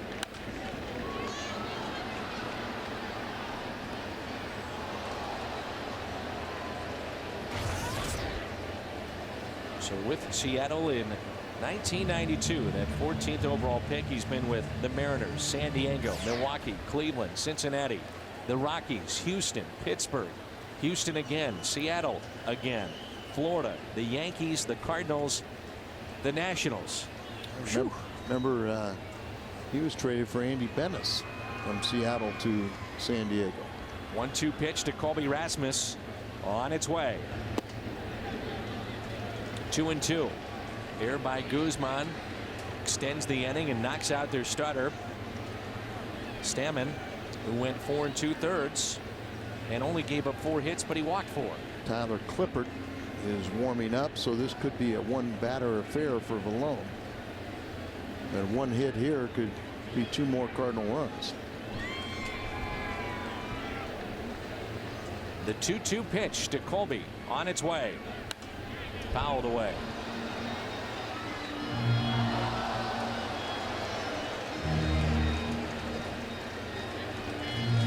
Valone's done a little bit of everything over his career, including he struck out 12 Cardinals in one game when he started for Cincinnati.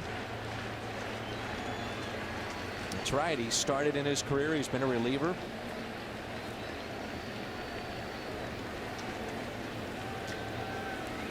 A 2-2 pitch to Rasmus.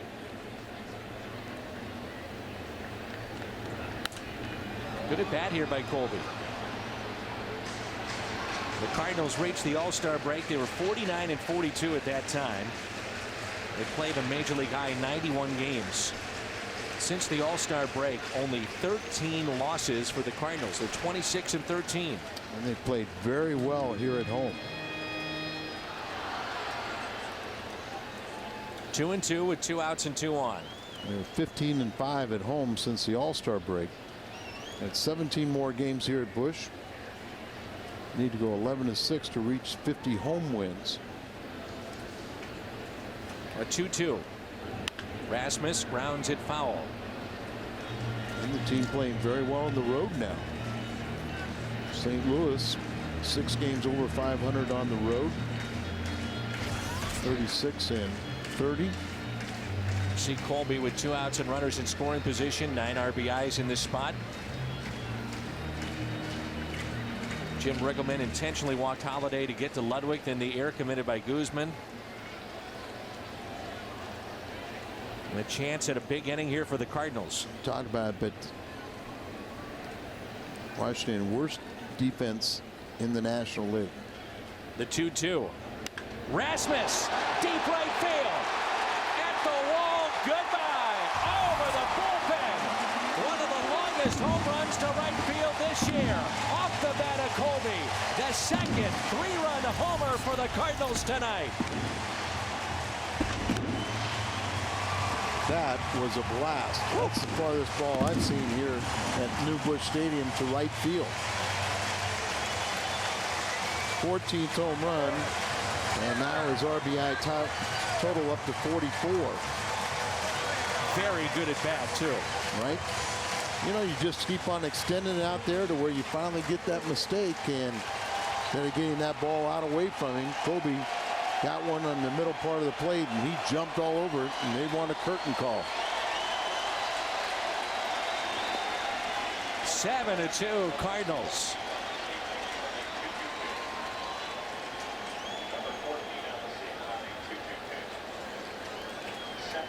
Tony told him to make sure the ball's down, and it did get up.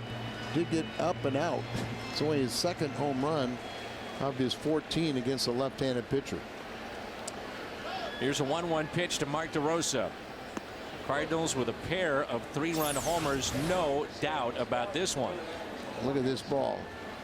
Misses location, doesn't get it outside, and Kobe puts that good swing on it, and that is way over the bullpen, about 3 or 4 rows back above the walkway. Fly ball out to left, and the catch made on the run by Josh Willingham. 4 runs in the inning, 3 on one swing of the bat. Where did it land? Over the bullpen. Colby goes deep.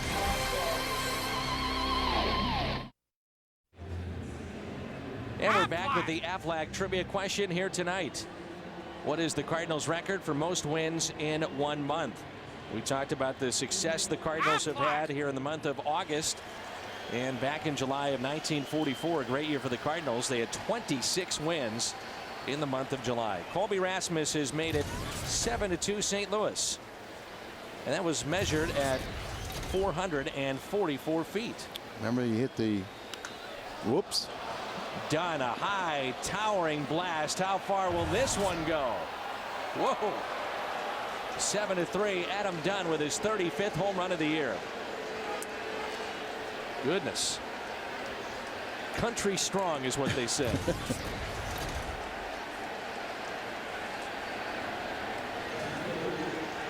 No doubt about that one, but I think Kobe's was further because of it where it was out in the right center. But Adam Dunn knew this one was gone. So did Ludwig, looking up into the night.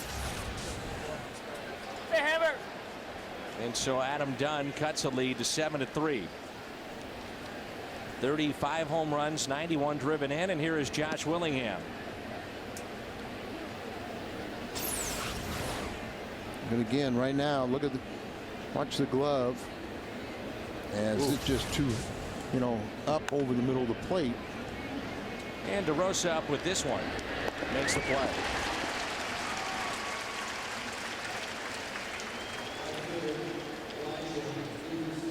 Good friend Wade Thompson from the Weston has made his way into the booth. Of course, they have been very kind to the baseball teams that come through all summer long. Right across the street, the Weston, they also had the pop-up challenge here at the ballpark. You don't hear any of these visiting teams ever say a bad thing. They really enjoy that experience at the Weston. They certainly do. It's popped up, and Pujols makes the catch.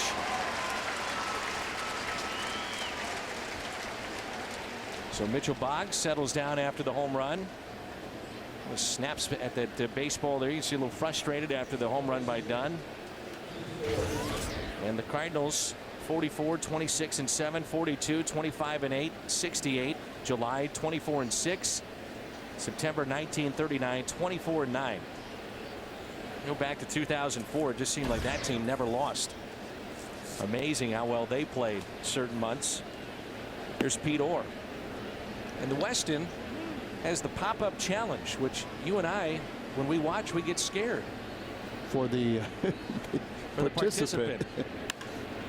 Ripped into right field, going back. Ludwig, he won't get it. Over his head. He came in first. His first initial move was in, and that doomed him as he couldn't get back on the line drive.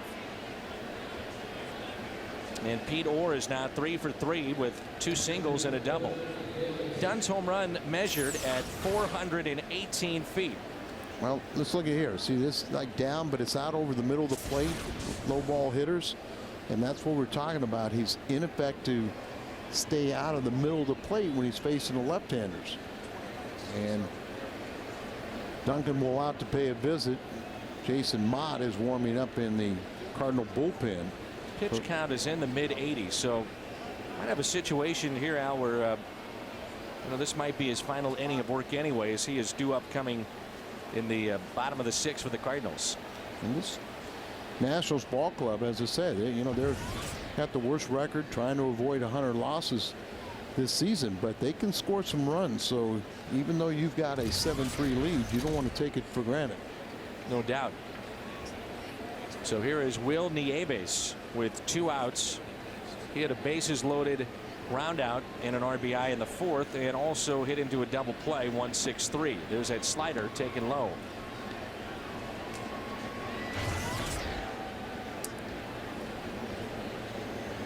That RBI was his 23rd. Mike Morse is on deck.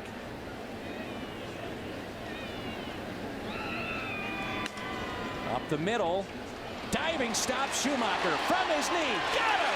Oh, what a play by Skip Schumacher. Takes the hit and RBI away.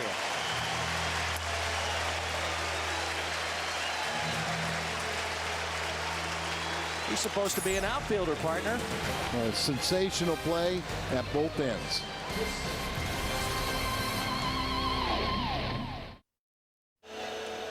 The St. Louis Cardinals, the Missouri Department of Health and Senior Services, and Fox Sports Midwest have joined together to encourage young people not to smoke, because once you start, it's hard to stop. Strike out tobacco so we can all breathe easier. Call the Missouri Tobacco Quit line at 1-800-QUIT-NOW. The Cardinals, Jason LaRue, and then Joe Thurston has grabbed a bat. He's at the on-deck circle, and a new pitcher is in. Jorge Sosa spent time with the Cardinals. Right. He's part of the 06 team. He was pulled up from Syracuse, their AAA affiliate, on August 1st. He had a 1.37 ERA in 16 International League appearances. And Al, this is our call to the bullpen, brought to you by Chevy. So 15th appearance, and opponents hitting .333. You know, here's another one of those guys with a very good arm that the Cardinals loved, but really just didn't put it all together, did he? No, you know, I mean, he's 2-1. He's got 2 saves, but then you look at that ERA over 7, and it's so much more than just having a great arm. Out of the Dominican, signed by Colorado as a free agent back in '95. And he spent his first 5 minor league seasons, you might remember, as an outfielder, but because of that arm, then converted to a pitcher. There was a fastball in the mid to high 90s. Curve, a slider, and a changeup. Very free and easy, too, as he comes to the plate. Jorge Sosa. His breakout year was in 2005. That was when he was with the Braves. The Cardinals felt that they really had something. Fouled back by LaRue. Been part of the Mariners organization, the Rockies, the Brewers, Tampa Bay.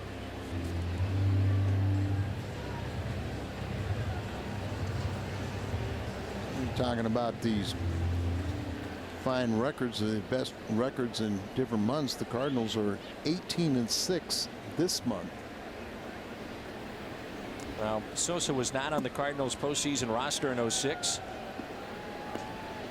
And that offered a contract for 07, so he became a free agent. The Cardinals picked him up after he fell out of favor with Bobby Cox in Atlanta. Had a great 2005, and then in 06 he started 2-9, and that was the end of the story. He was traded to St. Louis. A lot of times guys like this really tease you. A swing and a miss as LaRue strikes out to start the bottom of the 6th. You see their raw talent. You look at watch them on the side, or you watch them on certain occasions, and you go, this guy's really going to be something. You know, it's every pitching coach's dream and nightmare.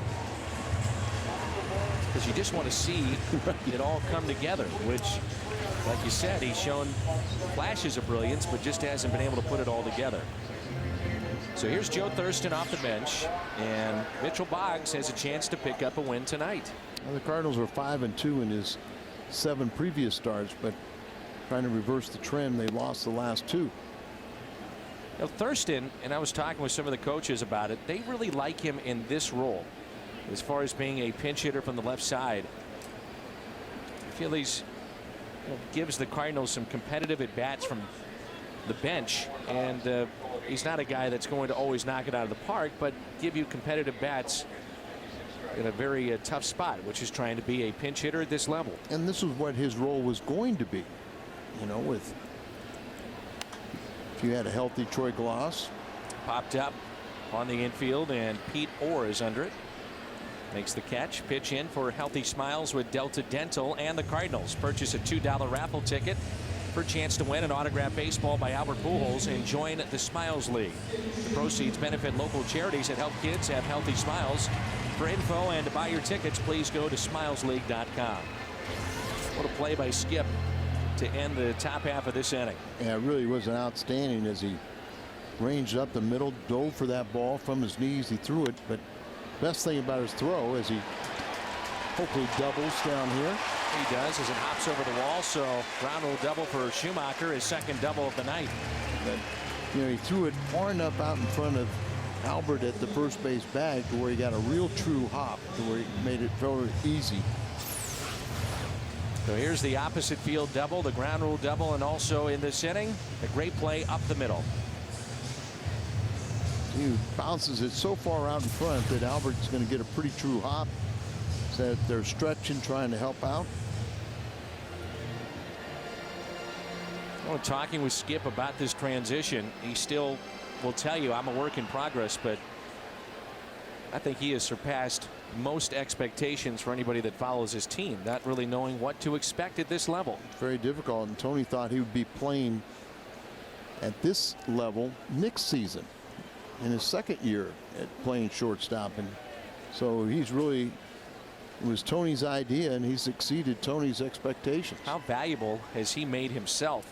Well, you know, he was going to be a fourth or fifth outfielder, and you know, and now he's playing every day on arguably the best team in the National League.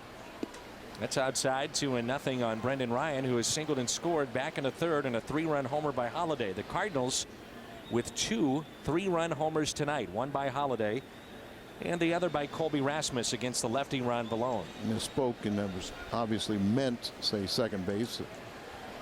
It said shortstop. 2-0 pitch.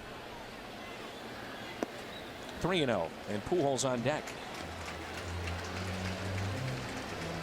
And Skip would never tell you this, but he's probably made himself a lot of money too. And that's not something that he talks about. No. But we can, and he's probably made himself a nice payday. Well, let's put it this way. Fourth or fifth outfielder or $4 or $5 million second baseman. Sure.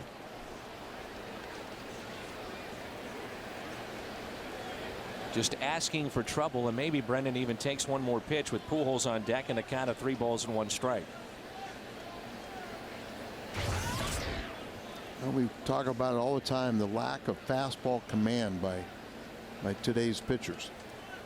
3-1 by Sosa. Base hit into right. Schumacher being waved in.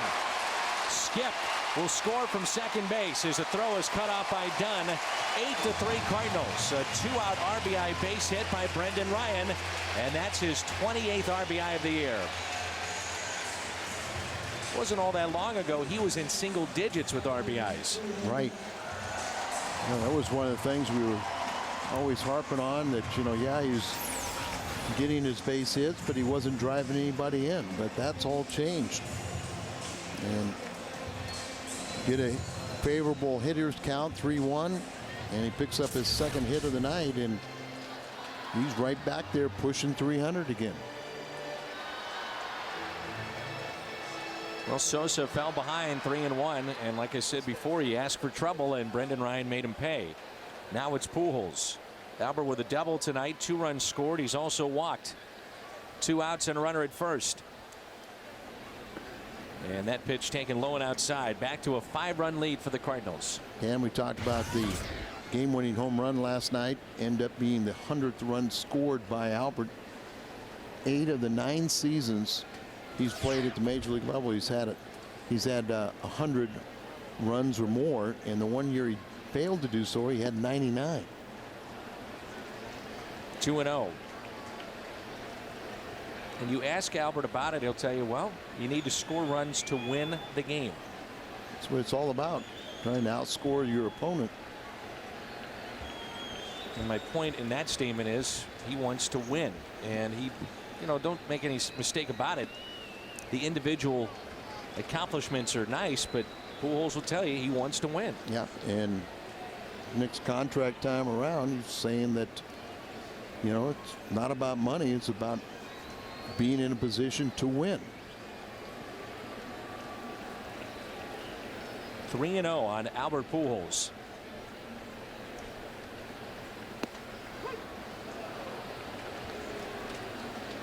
Now, there's sometimes when he goes to 3-0, I'm always ready for him to swing.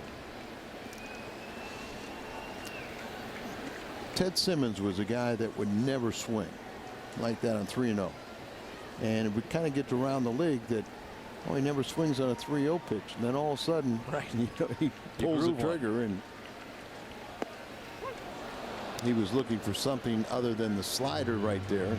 May not have liked the call, but that's where he's smart. You know, he recognizes the pitch so early to where it's not what he wants. And he's not afraid to hit with 2 strikes. So the runs at 102 now for Pujols.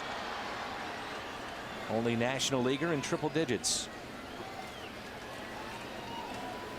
Brendan Ryan off with a pitch. He's hit first. There he goes.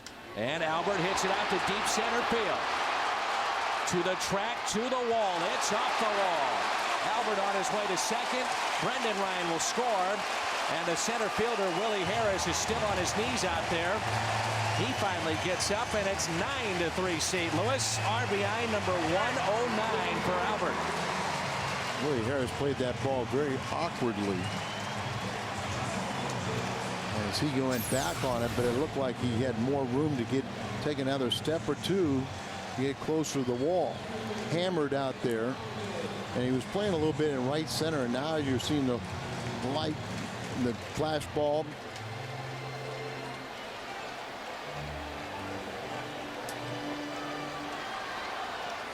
I wonder if it just carried more than he thought, the way that he was going back there. And I think we all think when Albert hits it, it's going to carry. Here's Holiday. He was intentionally walked last time. But now with a 6-run lead, Jim Riggleman is saying we got to go at him. And Holiday was walked. And then with runners at first and second, ground ball, Ludwig reached on the air, and then the 3-run homer by Colby Rasmus. The fans are having some fun tonight.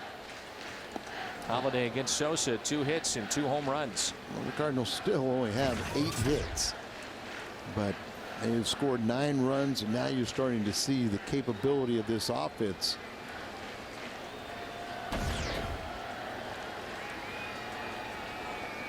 Have to see him score in more than 1 inning too, and 3 innings today with 3 crooked numbers.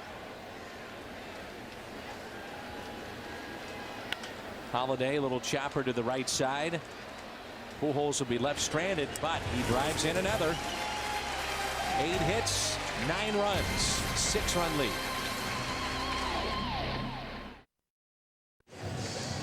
Hardy's prime cut of the game. Colby Rasmus with a 3-run homer and a long one over the bullpen in right field. The second 3-run homer for the Cardinals tonight. And I know that Tom and Harriet Thompson in Rolla, Missouri, enjoying this one tonight, as Matt Holliday is homered. Pujols RBI double, on base 3 times tonight, and now Kyle McClellan. And Kyle McClellan made a nice donation earlier today. This will be his 53rd appearance. Donation of $5,000 to the Decatur Park District for the purchase of new baseball equipment. This is Mike Morse, 1 away, pinch hitter retired.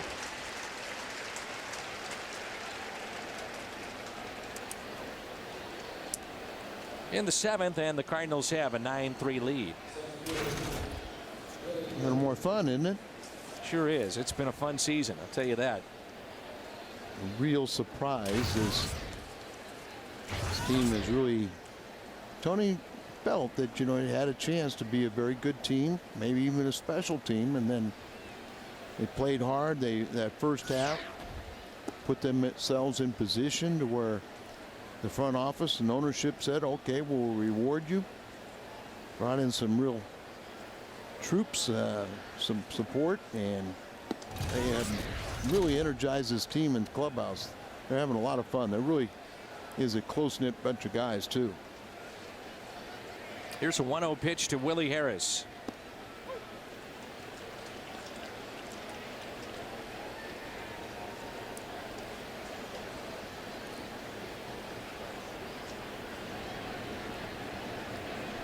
Harris looks at a ball. Now the count is 3 balls and a strike. Milwaukee and Pittsburgh tied up 3-3 in the bottom of the 6th. Big game out there in the wild card implications. Colorado at San Francisco. Lincecum picked up another win last night. As Colorado has lost 3 straight, and they only have a 2-game lead over San Francisco in the wild card. 3-2 pitch to Willie Harris, and he walked him. So 1 out walk. And Harris is aboard, and it brings in Guzman.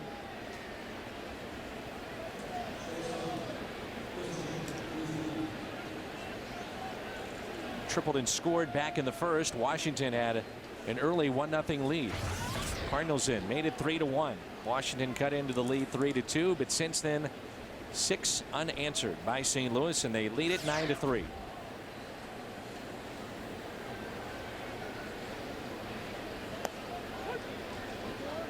Been a good year for Kyle, hasn't it? It has. You know, I mean, just learning experience. We saw last year only a few times he was overworked and had some problems. This year he's been able to kind of regulate his work where he's always fresh. Tony tries to get you right back out there too if you're coming off a tough game, which Kyle is. His last outing, which was against Houston, and that wound up being on Thursday. That was the game where tried to protect a 1-run lead and was going to get the opportunity for a 5-out save as Franklin wasn't available, and he gave up the tying run and then also the home run to win the ball game.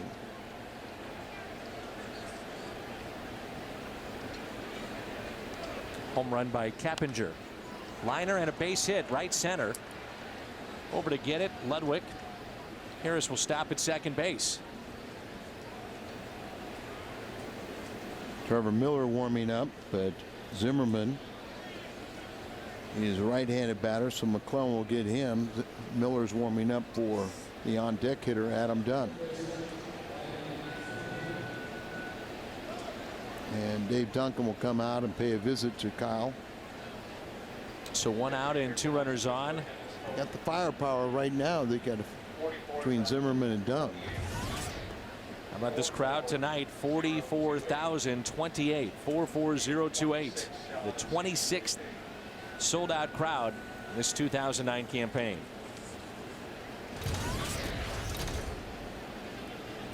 So 1 out and 2 on, 9-3 St. Louis.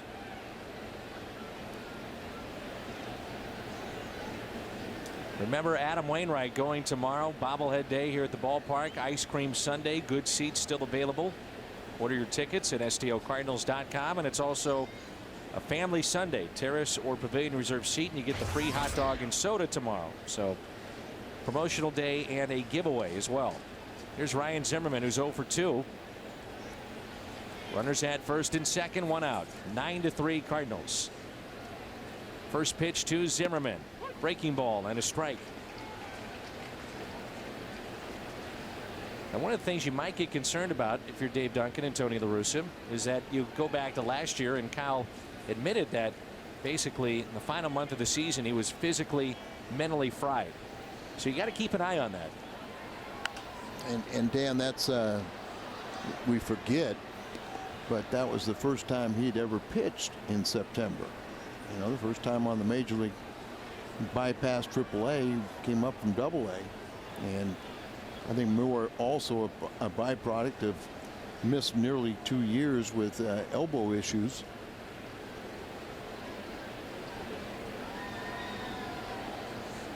Let's see what Kyle can do in 0-2. That's a good pitch there. See Zimmerman kind of hit the back of his leg, reminding himself to stay. Don't chase, stay back. That's the kind of pitch that you get him to roll over on and get your double play.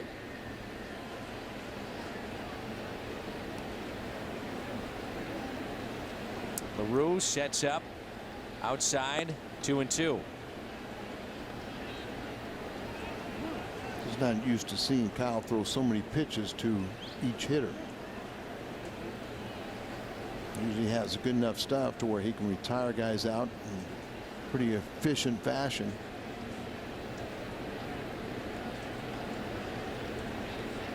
Two-two pitch. Ground ball, and that's a base hit. Harris. He's being waved in, and he'll score. And the throw comes in to DeRosa, cuts a lead to 9-4.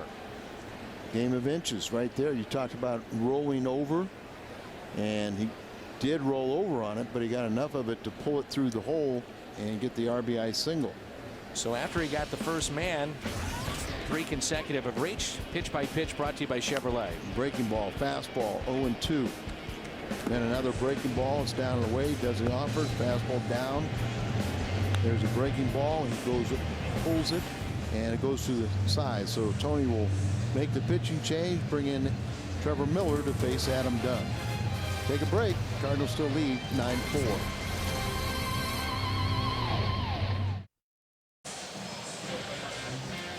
Take a look at our Infinity recap right here as the Cardinals are having a little fun. Holiday has a 3-run home run.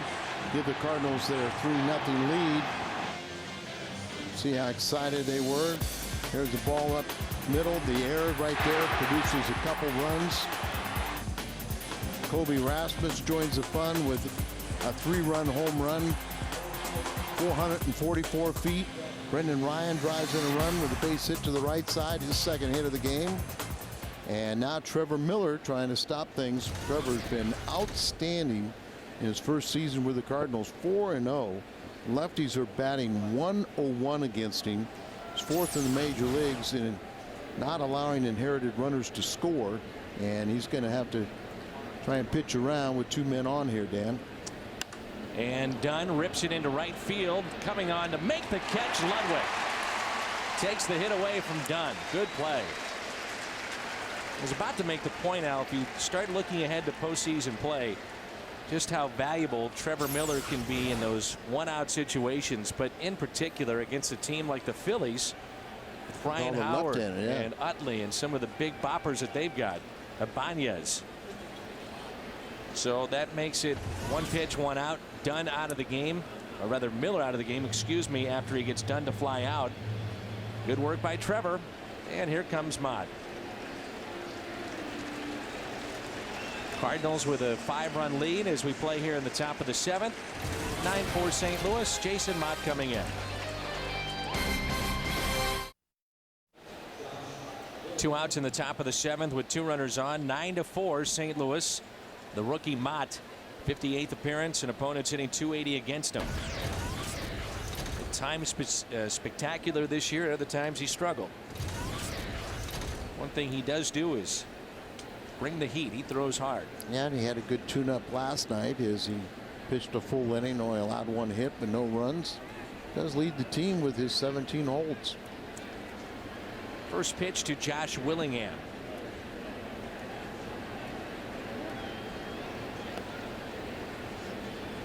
Willingham tonight is struck out, walked and scored, and also grounded out to third. He's got 21 home runs on the season. You are right, though. This lineup is not indicative of their record. No. Of just 46 wins. Their problem's been their pitching. And they had some sensational youngsters, but Zimmerman went out with the Tommy John surgery. Remember, we saw him earlier, and he was good. Yeah, remember he had the I can't remember the guy's Matthias but he was 5-0 and pitched a heck of a game against the Cardinals, and then he's now in the minor leagues. When you think about that guy, Zimmerman, and then Strasburg, you're saying, okay, that's something to build on.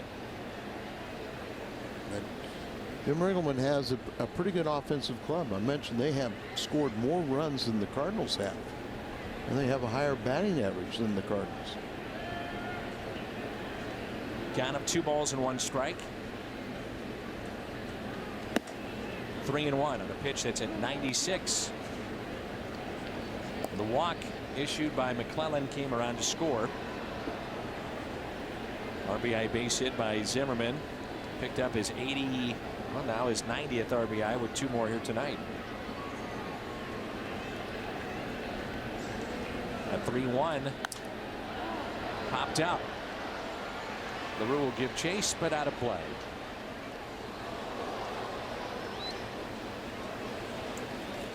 Well, the Cardinals have played such great baseball here in the second half, and the crowds have been coming out. Mentioned the sellout once again here tonight, and the weather has had something to do with that too. I mean, this has just been a remarkable summer here in St. Louis. It's very, very pleasant, and of course, winning baseball is something that makes it even more pleasant for the fans.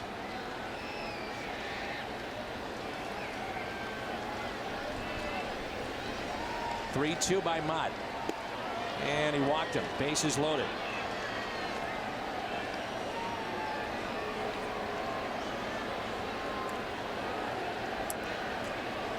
So bases loaded for Elijah Dukes. Dukes with 8 home runs. He's driven in 51 on the year. He's batting .245, but he can hurt you. Does have 1 grand slam in his career. And saw that .455 average this season with bases loaded. Base hit by Guzman. Base hit by Zimmerman. Walk to Willingham by Mott.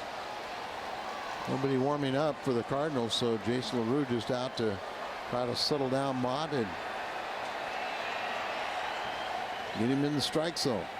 Of course, Mott started his career as a catcher and didn't make the conversion to pitching until '06, so a very young and inexperienced relief pitcher with a great arm, but a lot to learn. Mentioned that Dukes does have that 1 grand slam. That was this past week, Wrigley Field against the Cubs Tuesday. Now Brad Thompson has gotten up in the Cardinal pen. 1 ball, 1 strike.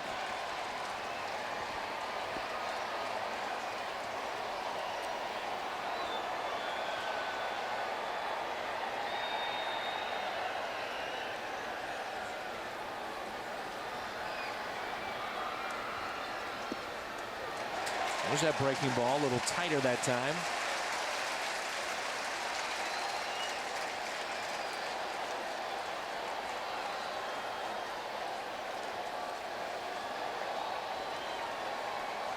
Remember, Dukes was drafted by Tampa Bay, highly regarded player.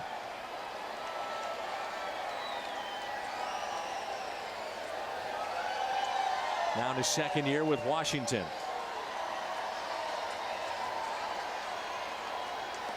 On the outside corner, and he strikes out Dukes.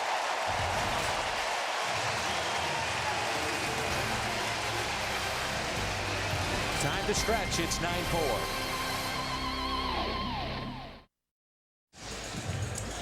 $44,000 plus here tonight, and this copyrighted telecast is presented by the authority of the Cardinals and may not be reproduced or retransmitted in any form. And the accounts and descriptions of this game may not be disseminated without the express written consent of the St. Louis Cardinals. Sal Rivera into the ball game now for Washington. Cardinals with a 5-run lead as we move to the bottom of the 7th here in St. Louis. Rivera, his 18th appearance. Opponents hitting .289 against him. 18 strikeouts in 25 innings. Go along with 10 walks this year. And he gets Ryan Ludwig. Maybe the play of the game tonight was Pujols distracting Christian Guzman. Guzman knocks it down, stays with it, makes the play. That was with 2 runners on off the bat of Ludwig, who reached on the air. A run came around to score, and then after that, Colby Rasmus knocked out a 3-run homer, so 4 runs because of that error. I'd have no problem picking that. First pair of 3-run homers, one by Holiday, one by Rasmus, also helps get that total up to 9 runs by the Cardinals. Seems like it's been a week since they've scored that many runs. Saul Rivera has been with the Nationals since '06. Out of San Juan, Puerto Rico.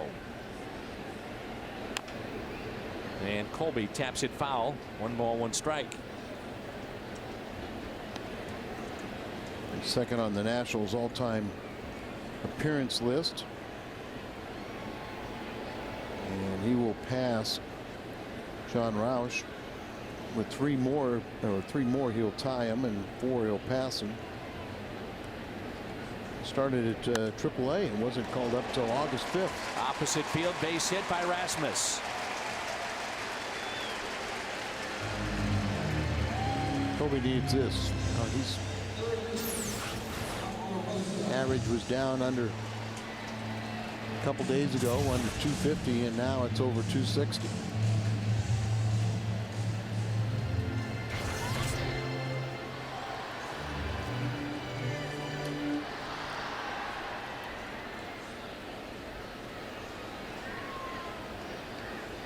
Mark DeRosa, the hitter, with 1 out and a runner at first. DeRosa, base hit to right. Rasmus, boy, he can run. On his way to third. Dukes throw will come into second base. Runners at first and third with 1 out. So a couple of opposite field hits. I think Dukes came in to field that ball ready to throw and looked at second base and said, where's Rasmus at? But you watch out, he can pick him up and lay him down. It's fun to watch, isn't it? Guys that run like that, so smooth and effortless around the bases. And I'd like to see that slide. You know, just don't take things for granted. If you go in there and slide, you know, you never hurt yourself because you're anticipating it, not caught or doing something at the last second, and that's when you get hurt. You know, the guy that I used to love to watch run, first to third, Willie McGee. Willie McGee. You're right. I mean, that was just blazing speed. That wasn't rehearsed, was it? You know, I knew exactly where you were going. There's Willie. Slowed down a little bit. He has. Now Willie is living out in the West Coast. Yep, up around Sacramento. And of course, I think hopefully he will get a little more involved with the Cardinals once his daughters, I think, are now in high school. So still wanting to be close to them as their athletes. Here's a ground ball hit to short off the bat of LaRue, a double play ball. 6-4-3.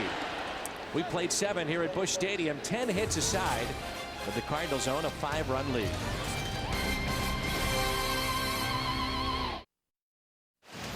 Cardinals baseball on Fox Sports Midwest is brought to you by Budweiser Select, full flavor, 99 calories, the exception to the rule. By Bank of America, Cardinals banking only at Bank of America.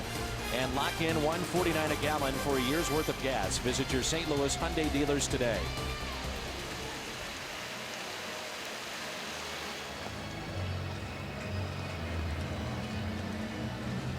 Busch Stadium in St. Louis, a sea of red here tonight.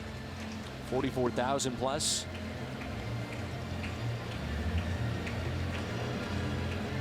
The Cardinals leading by the score of 9-4.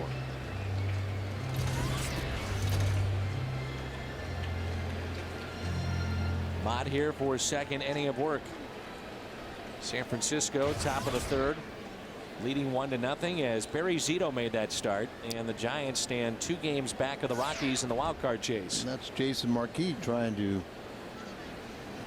equal a win total of Wainwright. Wherever he goes to the playoffs. Oh yeah. St. Louis, Chicago, and potentially Colorado this year. Of course, with Atlanta prior to St. Louis. Boy, look at the Cubs. They would have retained DeRosa and Marquis. Lost an awful lot in that clubhouse, and wins from the pitching staff and leadership from DeRosa. I loved it what Soriano said the other day. Broken bat and another base hit. On an 0-2 pitch, he's now 4 for 4. With their new ownership group now, Soriano said that, you know, maybe we'll spend some money, as they'll have a $150 million payroll this year. See LaRue up in his haunches, and Orr broke his bat but picked up his 4th hit. Like you said, he's had a pretty good 2 days coming up from AAA. And Soriano is in the middle of a contract that will pay him $136 million. Well, and the general manager stated that, you know, a lot of these players are all coming back because they're in the middle of those kind of contracts and probably too tough to move. Here's Nieves, their catcher. Strike one. I would love the double play here. Adam Wainwright tomorrow. Good seats still remaining at STLCardinals.com. Off day on Monday. And Wainwright will celebrate his birthday tomorrow, too. Don't forget Wellemeyer. It's also his birthday tomorrow. Here's the 0-1 pitch. Has Mott been throwing more breaking balls to you here in the last month or so? Those off-speed pitches? I believe so, and many times it's given the hitter a chance to hit him. And there's a breaking ball and a strikeout of Nieves. Now, if you can throw it for strikes and keep them, you know, hanging them, that helps out. And Ronnie Belliard will now pinch hit.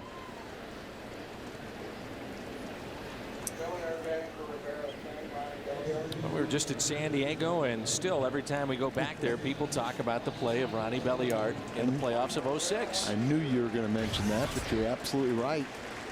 A nice applause for him. As they remember that play as he was playing shallow right field. Now, he was a guy that was always known to play on that outfield grass. It was kind of his reputation. A strike. He was the Brewers Player of the Year all the way back in 1999. Number of years with Milwaukee. Belliard is hitting .373 this month. With the Rockies and Cleveland.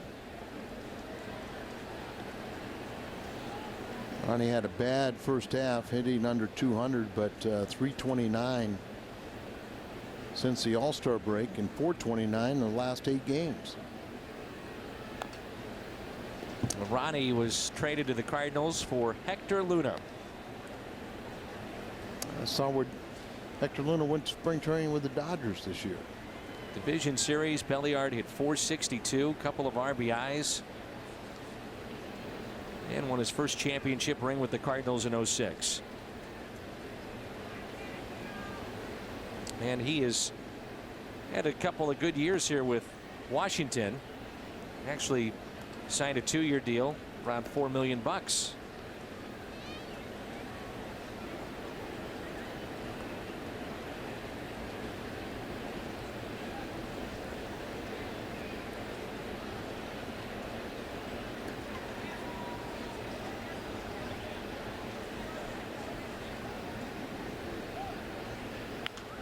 And that's hit out of play.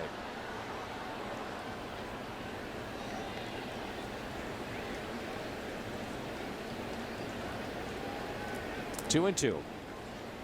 But it looks like Ronnie slimmed down a little bit. Could be the haircut. Could be. But I actually was thinking the same thing. We saw him playing first base last night. He'll come in defensively a lot of times for Dunn. Can they turn a double play out there on the first double play? Bottom of the 8th rolls in when we come back.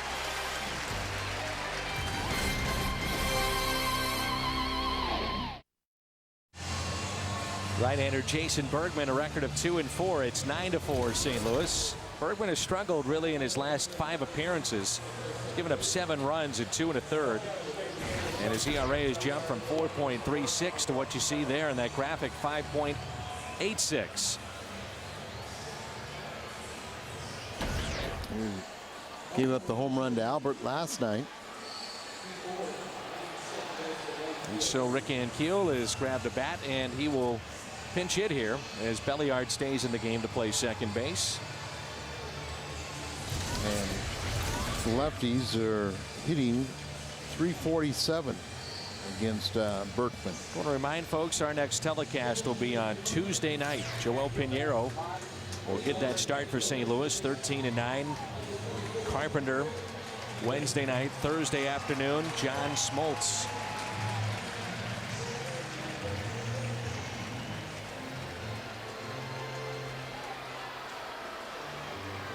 A 5-run lead for the Cardinals. Adam Dunn visiting with our first base umpire, and also Dave McKay.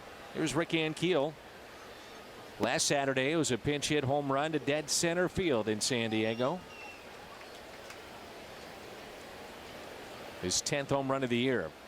Orr stayed in the game, and Orr is in right field. So 2 balls and no strikes. Now Orr stays in the game. He takes over in right. Belliard, after pinch hitting, is at second base. We saw Orr a little shook up after that double play. It looked like he took a knee to the head from Skip Schumacher trying to break up the double play, and he was slow to get up, but now he's in right field.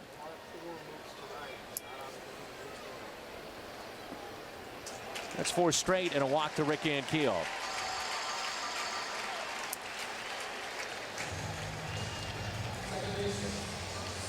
That doesn't help you when you're struggling.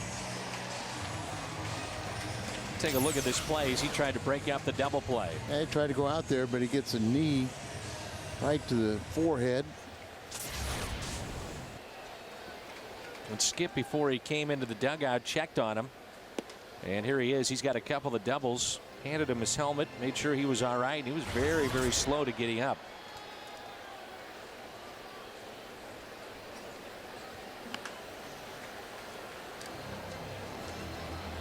One of the goals that Skip has talked about when you talk about individual performance is hitting 300, which he has done. He's at 295. And it's nice to see that the mental grind that he puts himself through to play defense has not affected what he's done offensively this year. 1-2. Leads the ball club with 11 3-hit games and looking for number 12. Mott walked a man, a couple of strikeouts. He's out of the game, and there's a base hit into right. Off the bat is Schumacher. Well, he's 12 3-hit game to lead the ball club. 3 hits tonight. Inching closer to that 300 and off-speed pitch, but mentioned lefties batting right around 350.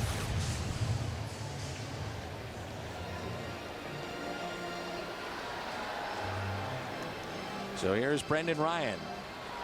Ryan with a 2-out base hit, RBI here tonight. And 2 for 4 here in game 2 against Washington. Up there hacking and lines it foul. Pujols on deck. Well, they've had some fun here in these home stands with the Cardinals, playing great baseball here at Busch Stadium. Off day on Monday for the Pujols golf tournament, and back at it Tuesday with Milwaukee. Let's just hope this ball club just starting to click a little bit. Like you said, they really, still haven't hit. Now they've got 11 hits here tonight, and 2 of the hits have been 3-run homers, but it really hasn't been all that consistent. What has been consistent, the pitching. And Belliard only play to go to first. 1 away. there's first base open.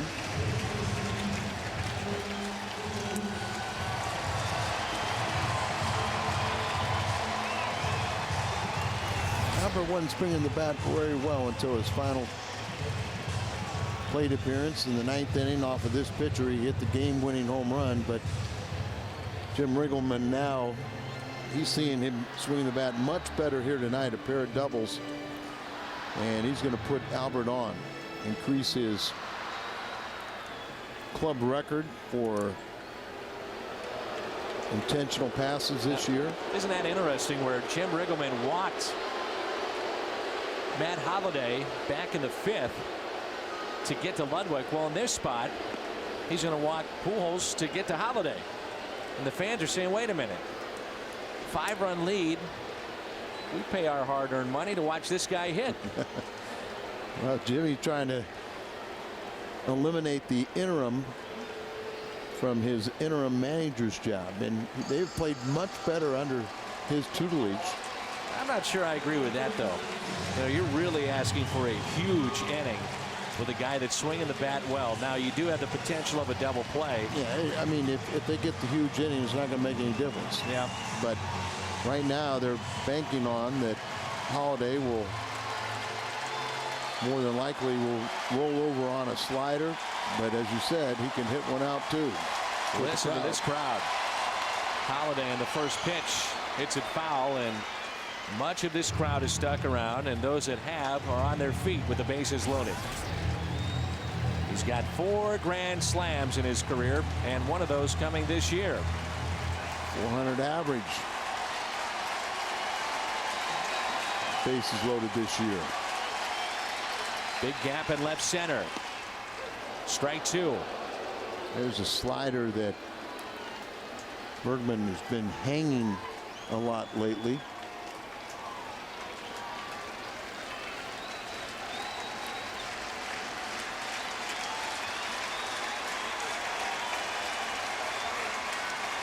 Oh, 2. And a swing and a miss. 3 pitches. Holiday strikes out. It brings in Ludwig with the bases loaded.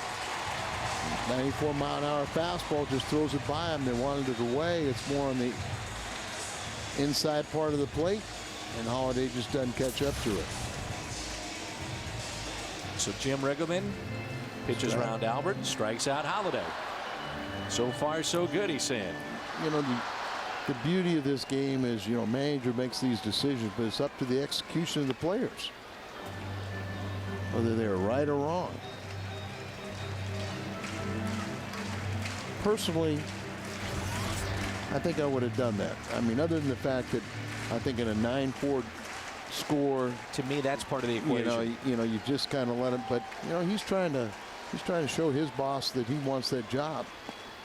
He's trying to show his team also. And I understand that too. Yeah, I do. I just, you know, when you're in St. Louis, you're down by 5 runs, and people come to watch Pujols play this game and hit. So you spend the owner's money. Now you're telling them how to manage to the Cardinals' benefit. Absolutely, Al. You've got me figured out. I do. I'd be worse than Steinbrenner. 2-1 the count. Well, there's a ton of Cardinal fans agreeing with everything you're thinking. 2-2. I speak from the heart. I want to watch Albert hit. We've seen most of his at-bats in his career, and it's a treat. There's no doubt. And you know, Jim Riggleman knows Albert Pujols very well too, and he likes to see him hit. But how about that strategy now? Yeah, it paid off big time. Couple of strikeouts. 9-4 St. Louis as we head to the ninth.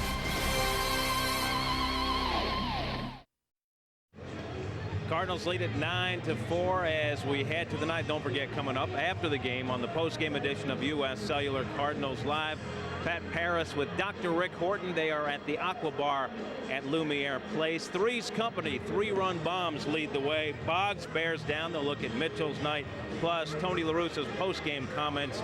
It's all coming up after the game. For now, we send it back to Dan and Al, guys. All right, Jim, thanks. And here's Brad Thompson. 26th appearance for Thompson. Called upon to get the final outs here tonight. Last time he pitched, San Diego on the 21st of August. So it was 8 days, and you know, I continue to marvel how it doesn't faze him a bit. You know, pitching once every 7-8 days and still has the ability to throw strikes. Willie Harris will be the leadoff hitter, and the Cardinals 3 outs away from trying to go for a sweep tomorrow afternoon. And 21 games over 500. Cubs won today, so they'd maintain their 9-game lead over the Cubbies. And a strike to Harris, who walked and scored in the 7th. He is singled, grounded out to first, and flied out to left. Cardinals trying to hold on for Mitchell Boggs. Strike 2. He comes in pumping strikes. Mark Reynolds hit his 40th home run tonight. What a year he's had for Arizona. Boggs would improve his record to 2-2 if the Cardinals hold on. And the team will have won 6 of his 8 starts. That has to mean something. It does. Remember, we always talk about that with Brad Thompson. You know, where the Cards have won 20 of his 32 starts. 2-2. And the role of a starting pitcher is to keep your team in a game, so whether you win it or they win it, keep it close where they can come from behind. Ground ball slowly hit, and that'll be a foul ball off the foot of Harris. So 2-2 the count. 9-4 Cardinals. Cardinals with 3 runs in the 3rd, 4 in the 5th, 2 in the 6th, 11 hits tonight, and a 5-run lead. And Wainwright looking for win number 16 tomorrow. He would go to 16-7. His ERA is in the top 5 at 2.50. I mentioned Lincecum won yesterday, but that was only his 13th victory. Garrett Mock will get the start for Washington. Goodbye. Harris strikes out to start the ninth. And we turn to our Budweiser player of the game, and it's Skip Schumacher, 3 for 5 with a run. Diving stop that saved a base hit and a run from scoring. Our Budweiser player of the game. A couple of doubles for Skip here tonight. Look in, and Joe Patini will get those guys, the infielders in particular, where they need to be. And that pitch is strike to Christian Guzman. He's singled and tripled tonight. Get into a fielder's choice and grounded out back in the 5th. 0-1 pitch by Thompson. Doesn't waste much time. 1 ball, 1 strike.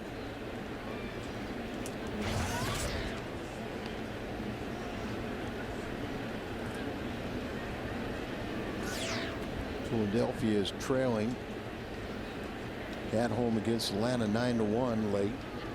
Philadelphia has 74 victories. In the air to shallow right, going out. Schumacher to make the play.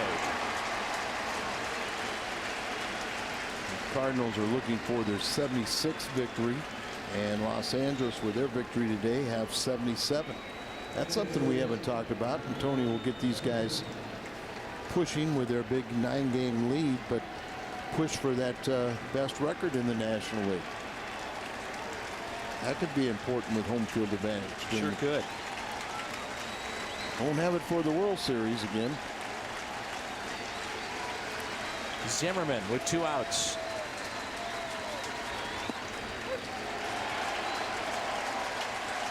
Like what you see here from Thompson. Yeah, I mean, he's just cool, calm, collected. Just doesn't worry about all the time off. Comes in and firing strikes. 0-1 pitch. Strike 2. I mean, it's 2 perfect pitches right there that the good hitter just looks at.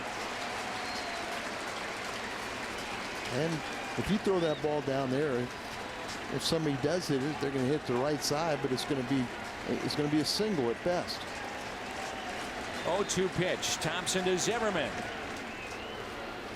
And you overthrow the breaking ball.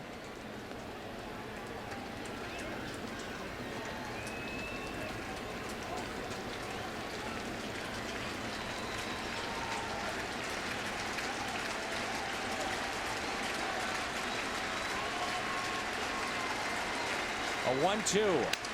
Broken back. Pujols is there. The Cardinals are 21 games above the 500 mark. They win it 9-4, 76 and 55. Rasmus and Holiday go deep tonight. Mitchell Boggs his 2nd win of the season. The Cardinals roll here in game 2. Potential sweep tomorrow with Wainwright on the mound. 44,000 plus. They'll head home happy. 9-4 the final post-game show coming up.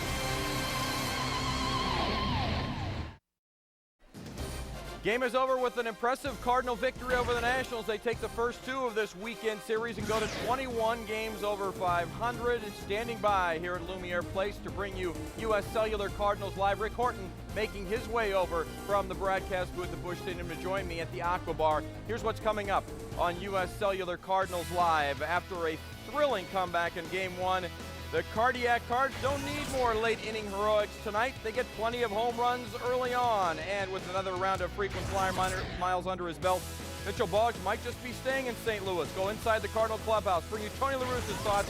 Happy birthday, Robin Leach, host of Lifestyles of the Rich and Famous. U.S. Cellular Cardinals Live, home of champagne wishes and caviar dreams. Coming up next after the 9-4 win.